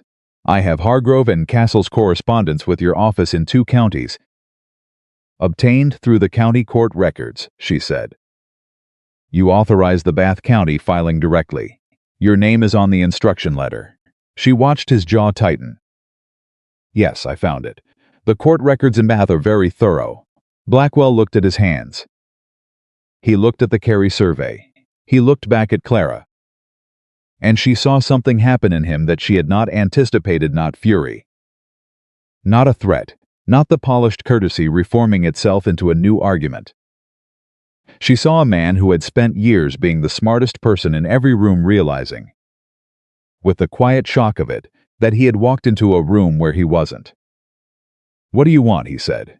His voice was quieter now, stripped of its reassurance. "I want you to withdraw the deed challenge immediately," she said. "In writing, filed with the Augusta County Court by the end of this week. I want you to withdraw every active Hargrove and Cassell filing in the Valley counties. All 10. She paused. "And I want a meeting arranged by you." with the 3 families in Bath and Rockingham counties who lost their land claims in the past 2 years. A meeting at which you will discuss restitution. Restitution, he said. Compensation, she said clearly, for land that was taken from them through a legal strategy your attorneys and you know to be without foundation. He looked at her for a long time. And if I agree to these terms, he said slowly, you won't pursue the circuit court filing. If you agree to these terms completely and in good faith, she said, I will focus my energy on the development of this land rather than the destruction of yours. She held his gaze. But understand me clearly, Mr. Blackwell. If any part of this is agreed to and not executed, if I hear of a new challenge filed by Hargrove and Cassell in any county in this state, I will take every document I have to the circuit court and I will make the case as publicly as the law allows. Nathaniel, who had not said a single word through the entire meeting, shifted his weight slightly beside her. It was barely perceptible, but she felt it, the small, contained movement of a man standing next to something he was proud of. Blackwell looked at the Carey survey for a long moment. He picked it up. He set it back down. I will need 3 days to consult with my attorneys, he said. You have 2, Clara said. He stood. He picked up his hat from beside the chair. He was polished to the last even now, even having lost the room entirely. He maintained the composed, civil bearing that had made him so effective at making cruelty look like business. Miss Whitmore, he said at the door. Mr. Blackwell, your grandmother was a formidable woman, he said. It was not quite a compliment. It was the acknowledgement of a man who had underestimated a bloodline. Yes, Clara said. He left. The door closed. Thomas let out a breath that sounded like it had been held for 6 days. Martha, from the kitchen doorway, said nothing, but she set down the cloth she'd been wringing in her hands and stood up straight with the deliberate precision of a woman releasing tension she'd been carrying for a long time. Clara stayed in her chair. She was very still. Nathaniel looked at her. His expression was not the contained reserve she had come to expect. It was open in a way she had not seen from him before, something quiet and certain moving through it. Clara, he said. She looked at him. He is going to agree, he said. I know, she said. You knew before he walked in. I hoped, she said honestly. There's a difference. He was quiet for a moment. Then he pulled out the chair across from her, the one Blackwell had just vacated, and sat down in it. And he looked at her with that new openness in his face and said, I owe you more than an apology. She looked at him. I came here to help, he said, and I have helped. I think in practical ways. But the truth is, you didn't need me. You had already built this. Before I arrived, before Staunton. Before any of it, you had already understood what needed to be done, and you were doing it. He paused. I came because I felt I owed you a debt. I'm staying because he stopped. She waited. Because I haven't admired anyone this much in a very long time, he said quietly. And I find I don't want to leave. The kitchen was very quiet. Outside, Blackwell's horse was departing down the ridge road. Clara looked at Nathaniel Hayes, this man who had called her suitable in a room full of people and had spent every day since trying to become worthy of a different word for her, and she felt something shift in her chest. Not dramatically. Not with the force of the engagement party, or the deed challenge, or Blackwell sitting across from her with a polished smile. Something quieter than all of that. Something that felt, very precisely, like the beginning of a choice she was making for herself. Then don't leave, she said. It was barely more than a quiet sentence. But in Clara Whitmore's life, where every word had been weighed and every choice had been deliberate, it was everything. Blackwell's written withdrawal arrived on the 2nd day. Exactly as Clara had demanded. It came by courier, the same well-dressed rider who had delivered the original announcement, and it was drafted on Hargrove and Cassell's formal letterhead. Signed by both the senior partner, and below that, in a hand that was somewhat less composed than his speaking voice had been, Charles Blackwell himself. The withdrawal was unconditional. Every active filing in the Valley counties, listed by name and county, formally retracted. The Augusta County deed challenge withdrawn with prejudice, which meant it could not be refiled on the same grounds. Clara read it standing at the kitchen table. She read it again. Then she folded it, placed it in the deed file with her grandmother's letter and Roland Carey's survey reports, and said to Thomas, who was watching her from the doorway, "Send word to Whitfield. Tell him to confirm the withdrawal is recorded in the court." "That's it?" Thomas said. "That's the beginning," she said. "Now I need to write to the families in Bath and Rockingham counties. And I need to write to Samuel Pryor about the mineral development agreement." She was already moving to the desk. "We have a great deal of work to do, Thomas." He shook his head slowly. Not in disagreement. In the particular way of a man watching something he always believed was possible actually happening. "Yes, ma'am," he said. What followed was not simple. Clara had understood, from the moment she had read Roland Carey's survey report by lamplight in her grandmother's room, that the silver in the mountain was not a solution to her problems. It was a responsibility layered on top of them. Silver meant investors. Investors meant negotiation. Negotiation meant legal structures she would need to build carefully, and specifically if she intended to ensure that the families of Whitmore Ridge did not simply trade Blackwell's threat for a new version of it wearing a different face. Samuel Pryor arrived from Lexington 17 days after Thomas sent his letter. He was a compact, alert man of 60 who had the habit of listening with his whole body leaning forward. Hands quiet, eyes moving between the documents, Clara showed him and her face as she explained them. He read Carey's survey twice, asked 3 precise questions about the geological notation, and then sat back and looked at Clara with an expression that was not surprise, but reassessment. "This is a significant deposit." "Yes," she said. "Extraction will require capital investment that cannot be recovered in under 3 years," he said. "Possibly 5, I understand that," she said. "And you want what?" "Exactly." He was watching her carefully. "A buyer for the mineral rights." "A development partner?" "A partner," Clara said. "With specific conditions." She pushed a document across the table. She had spent 4 nights writing it with Nathaniel reviewing each draft, and Thomas reading the final version twice, with the thoroughness she had come to rely on. "The mineral development on Whitmore Ridge will not displace any current tenant family. The development footprint will be limited to the upper ridge, away from the farmland and the creek. 10% of net annual yield will go into a common fund administered by a elected council of Ridge, including the tenant families, for the maintenance and improvement of the settlement." She met Pryor's eyes. "And the deed to the surface land remains entirely separate from any mineral agreement. The mineral rights can be developed but not transferred. They stay in my name." Pryor looked at the document. He read it. He looked up. "You've thought about this carefully," he said. "I've thought about nothing else for 3 weeks," she said. He almost smiled. "Most people who come to me with mineral prospects want to sell quickly and take the money," he said. "You're asking me to invest in a structured long-term arrangement that limits my control of the asset." "Yes," she said. "Because the alternative is taking the money quickly and watching Whitmore Ridge become a extraction site with a company town and no families in 10 years. She held his gaze. "I'm not interested in that." Pryor drummed his fingers on the table once. Just once. Then he stopped. "I have one condition of my own," he said. "Name it." "I want a seat on the resident council," he said. "Not control of it. 1 seat, same as any other member. I want to understand how this land is being managed from the inside." Clara considered this for exactly 3 seconds.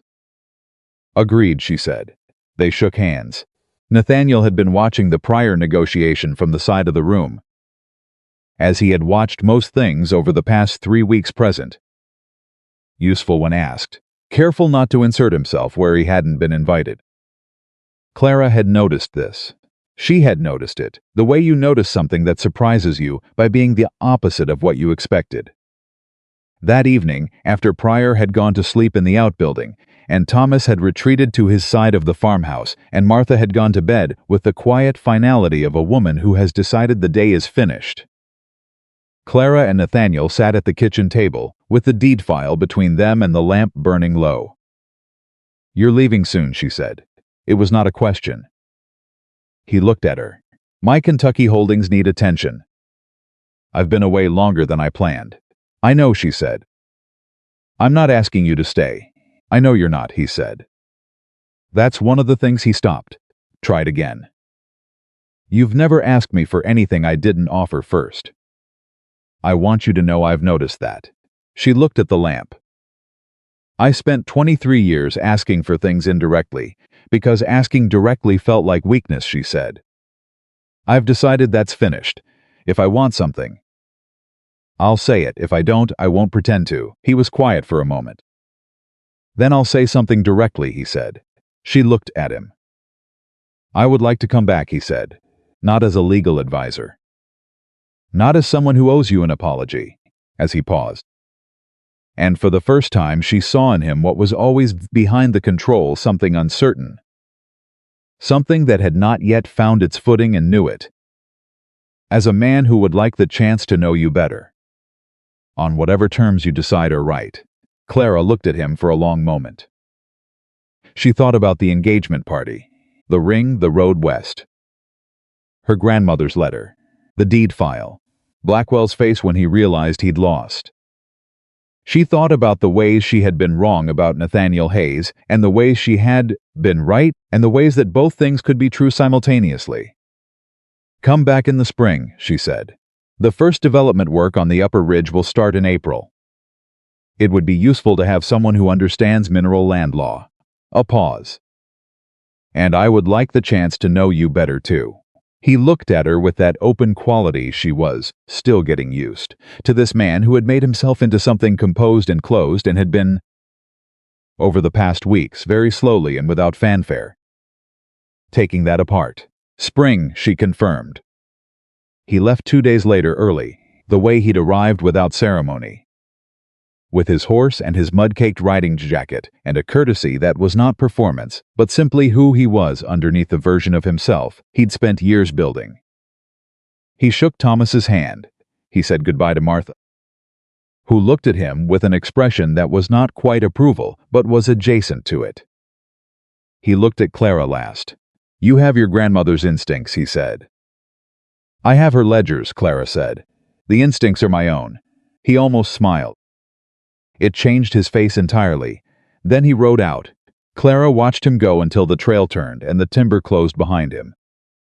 Then she turned back to the farmhouse and the desk and the work that was waiting for her. Because there was always work waiting, and she had stopped resenting that and started finding in it what it actually was, proof that what she was building was real. The letter from her father arrived 3 weeks later. It was longer than she expected.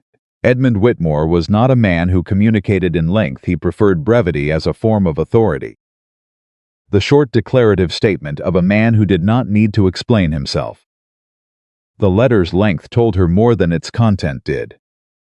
Before she had read a word, he had heard about Blackwell's withdrawal. He had heard about the mineral development agreement with Pryor.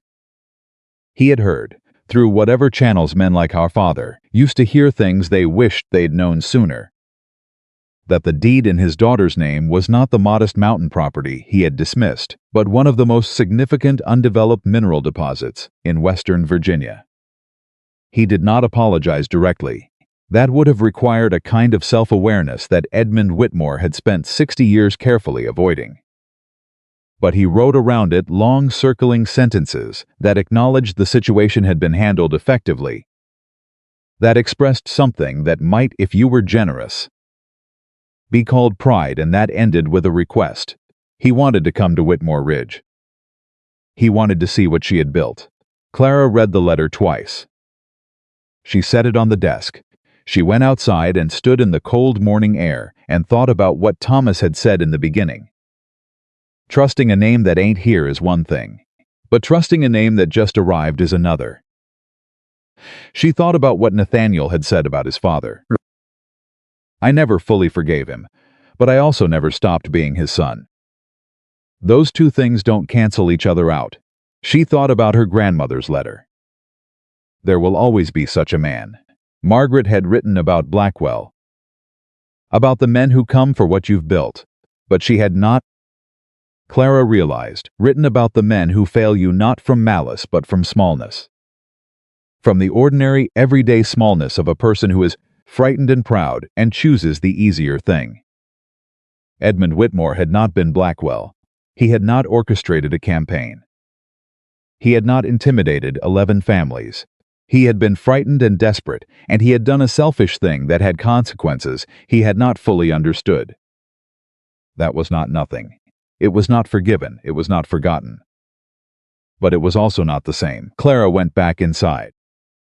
She sat at the desk. She wrote her father a reply. It was not warm. It was not cold.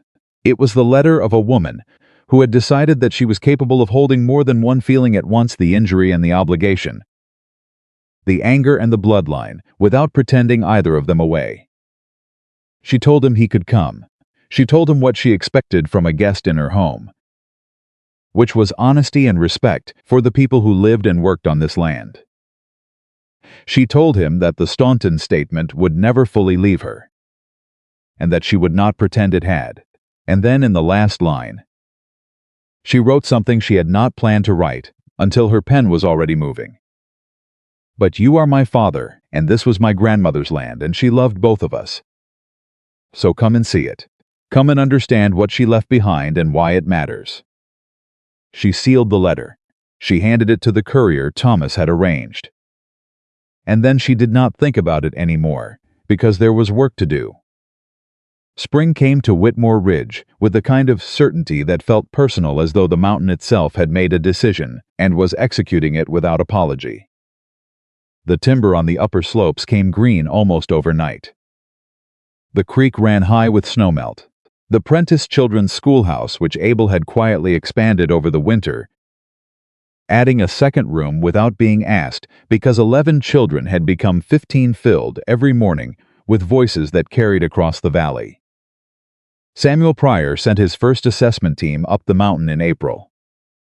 They were 4 men, careful and professional, who spent 2 weeks on the upper ridge with survey equipment, and Roland Carrichi's original report, and who produced, at the end of it, a document that confirmed and expanded Carey's findings from 1803.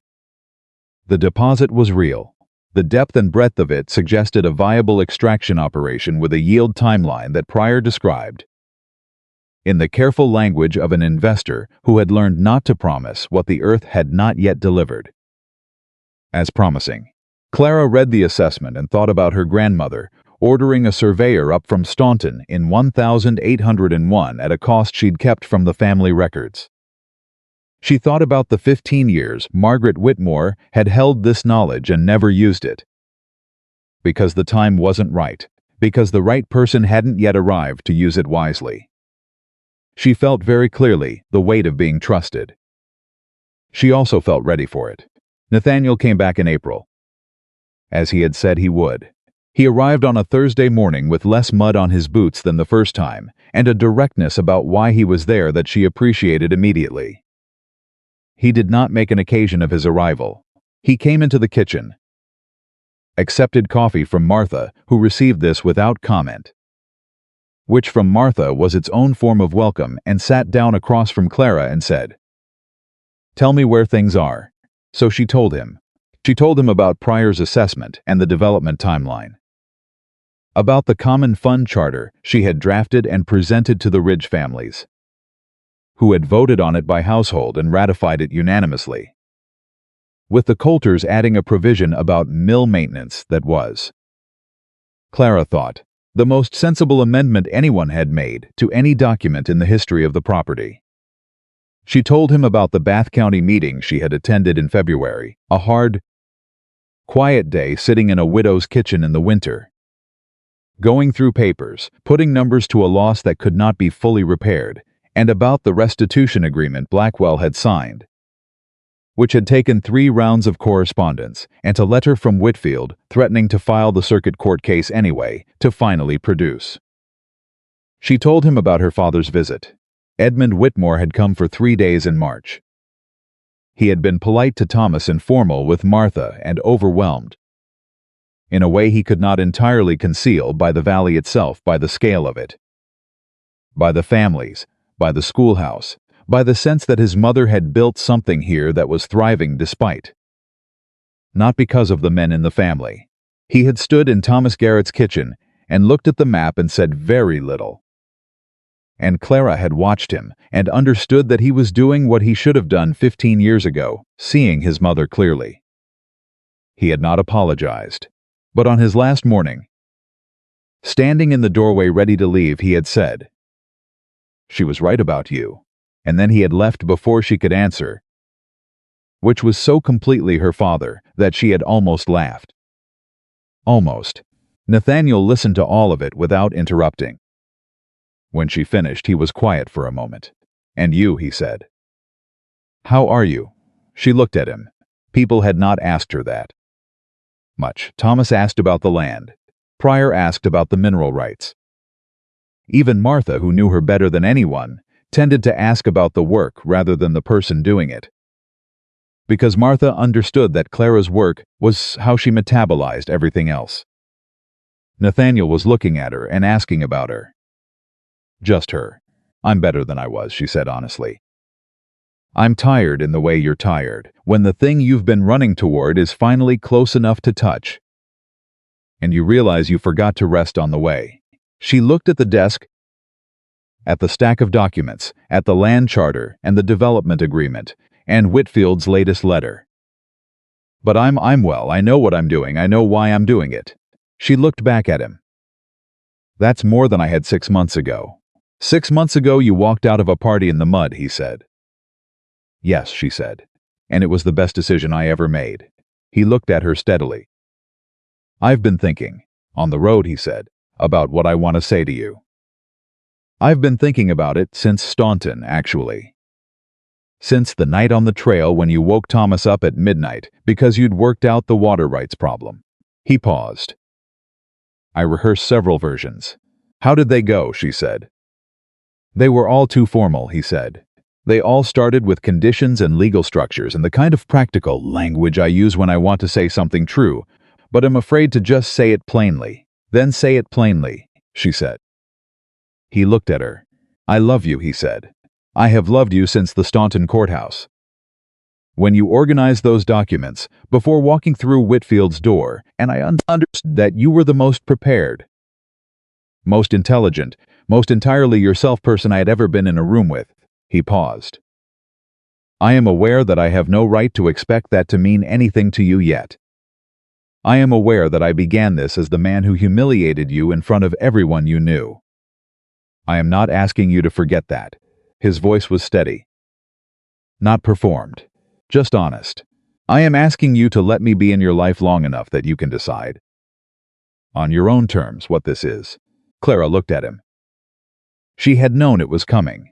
She had known since the night on the trail, since he'd sat up in the dark and told her about the water rights without being asked, since he'd read documents beside her in the clerk's office with the focused attention of a man who had chosen to be there. She had known, and she had been letting herself know slowly, carefully, the way you let yourself trust something after you've been wrong about it once. She said, "Nathaniel." He waited. "I don't need more time to decide what this is," she said. "I've had 6 months of evidence. I know what I see." She held his gaze without looking away. "I'm not the woman who stood in that party and hoped the practical arrangement had something warmer in it. I know myself better than that now. I know what I want and what I don't, and I know the difference between a man who sees me and a man who needs me to be useful." She paused. "You see me?" "Yes, so yes," she said. "Be in my life, on our terms, both of ours." She looked at him with clear eyes and a certainty she had built herself, piece by piece, in a kitchen and a courthouse and a mountain valley. "But understand what you're committing to. This land is mine. This work is mine. The families on this ridge are my responsibility, and they come before every other consideration. If you're in my life, you're in this life, all of it." "I know," he said. I wouldn't have it any other way. She believed him. She believed him because she had watched him for 6 months, and belief, for Clara Whitmore, was not a thing given in advance but a thing earned in increments. And he had earned every increment of it. 3 years later, Whitmore Ridge was a different place, and the same one simultaneously. The way things are when they grow into what they always had the capacity to be. The Upper Ridge development was in its second year of operation. Pryor's assessment had proven conservative. The deposit had exceeded the projected yield by a margin that made even Pryor's careful investor's face go briefly unguarded when he read the quarterly figures. The common fund was fully operational, administered by a council of 7, Thomas Garrett as chairman. Ruth Harmon, Abel Prentice, Margaret Coulter, who had her mother's precision with numbers, Pryor in his one seat, and 2 others elected by the Ridge community. Clara attended the council meetings as a member of the community, but not as its director. Because she had been deliberate about the structure from the beginning. She was the landowner, not the ruler.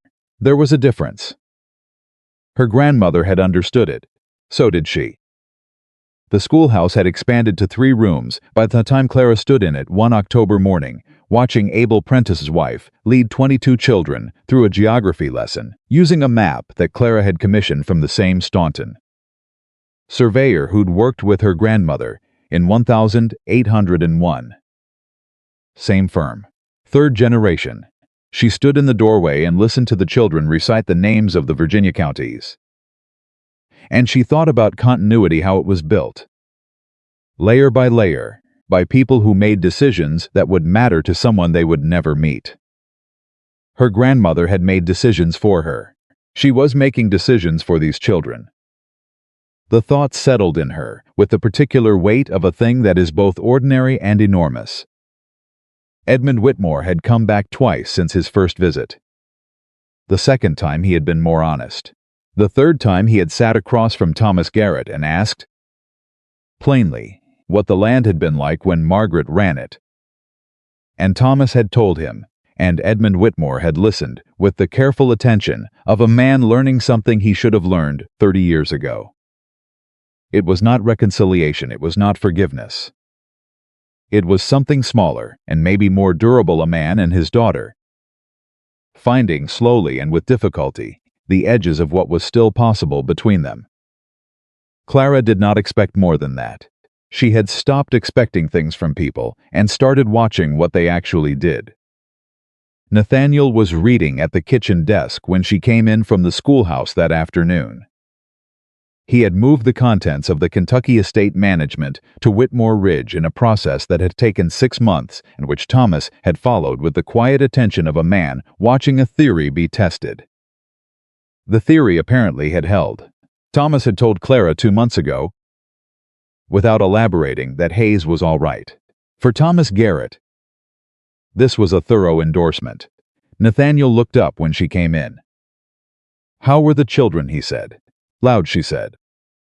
And very good at geography. She hung up her coat. Samuel Pryor sent a letter. The quarterly yield is in. Good, very, she said. He set his book down. He looked at her with the expression she had come to know as his most honest one, the one without the composure. Without the deliberate steadiness, just the man himself looking at her, the way he looked at things he valued. Marry me, he said. She looked at him. He had said it before twice. In the past year, and both times she had said she wasn't ready. Which had been true both times. She had needed to be certain not of him, but of herself, certain that the yes, when it came, was entirely hers, not a practical arrangement. Not a rescue. Not a response to loneliness or circumstance or the social pressure of a woman living on a mountain who ought to have a husband. Not anything except her own deliberate eyes-open choice. She was certain now. Yes, she said. He went still for a moment. Then he stood up, and he crossed the kitchen, and he held out his hand to her in the old-fashioned courtesy that she had always thought was simply his manner, but that she understood now was something more particular, a man who had been raised to command rooms, and had learned over 3 years that what he actually wanted was to be invited into them. She took his hand. "One condition," she said. "Name it," he said. "We marry here," she said. "On this ridge." He looked at her.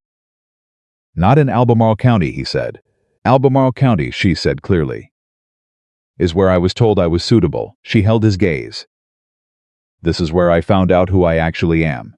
He was quiet for a moment. Something moved through his face, not the old composure, not the control, but something new and settled and real. "Here," he said. "Yes." He pressed her hand once. "Then that's how we'll do it," he said. Martha Caldwell attended the wedding on a cold, bright November morning in the 4th year of Claire's ownership of Whitmore Ridge. She sat in the front row of the chairs that Thomas and the Harmon boys had arranged outside in the yard, wrapped in 2 shawls and fully prepared to cry, which she did. The Prentice children sang a hymn that Abel's wife had taught them, and it was slightly off-key at the edges and entirely correct at the center, which was, Clara thought, the right way for something to be. Thomas walked Clara across the yard because she had asked him to, because he had been the first person on this land to look at her and recognize what her grandmother had always known she was. He gave her hand to Nathaniel with the solemnity of a man who understood exactly what he was doing and had decided it was right.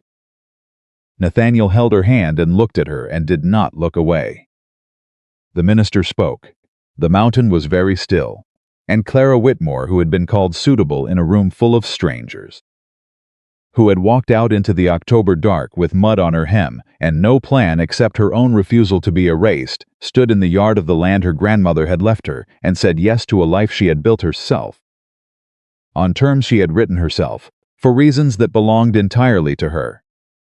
She had come here with nothing but a letter and a name in a county record and the stubborn, unshakable knowledge that she was worth more than what anyone had assigned her. She had been right. The woman who knows her own worth cannot be bought, cannot be frightened, cannot be made small by someone else's limited imagination of who she ought to be. She builds, she protects. She endures not because endurance is all she has, but because endurance is what she chooses, freely in full knowledge of every other option. Clara Whitmore Hayes knew her worth. She always had. And Whitmore Ridge, the families, the schoolhouse, the creek, the silver in the mountain, the council, the charter, the children learning Thames from a surveyor's map, all of it stood as proof that knowing your worth and acting on it is not a small thing. It is the only thing, and it lasts.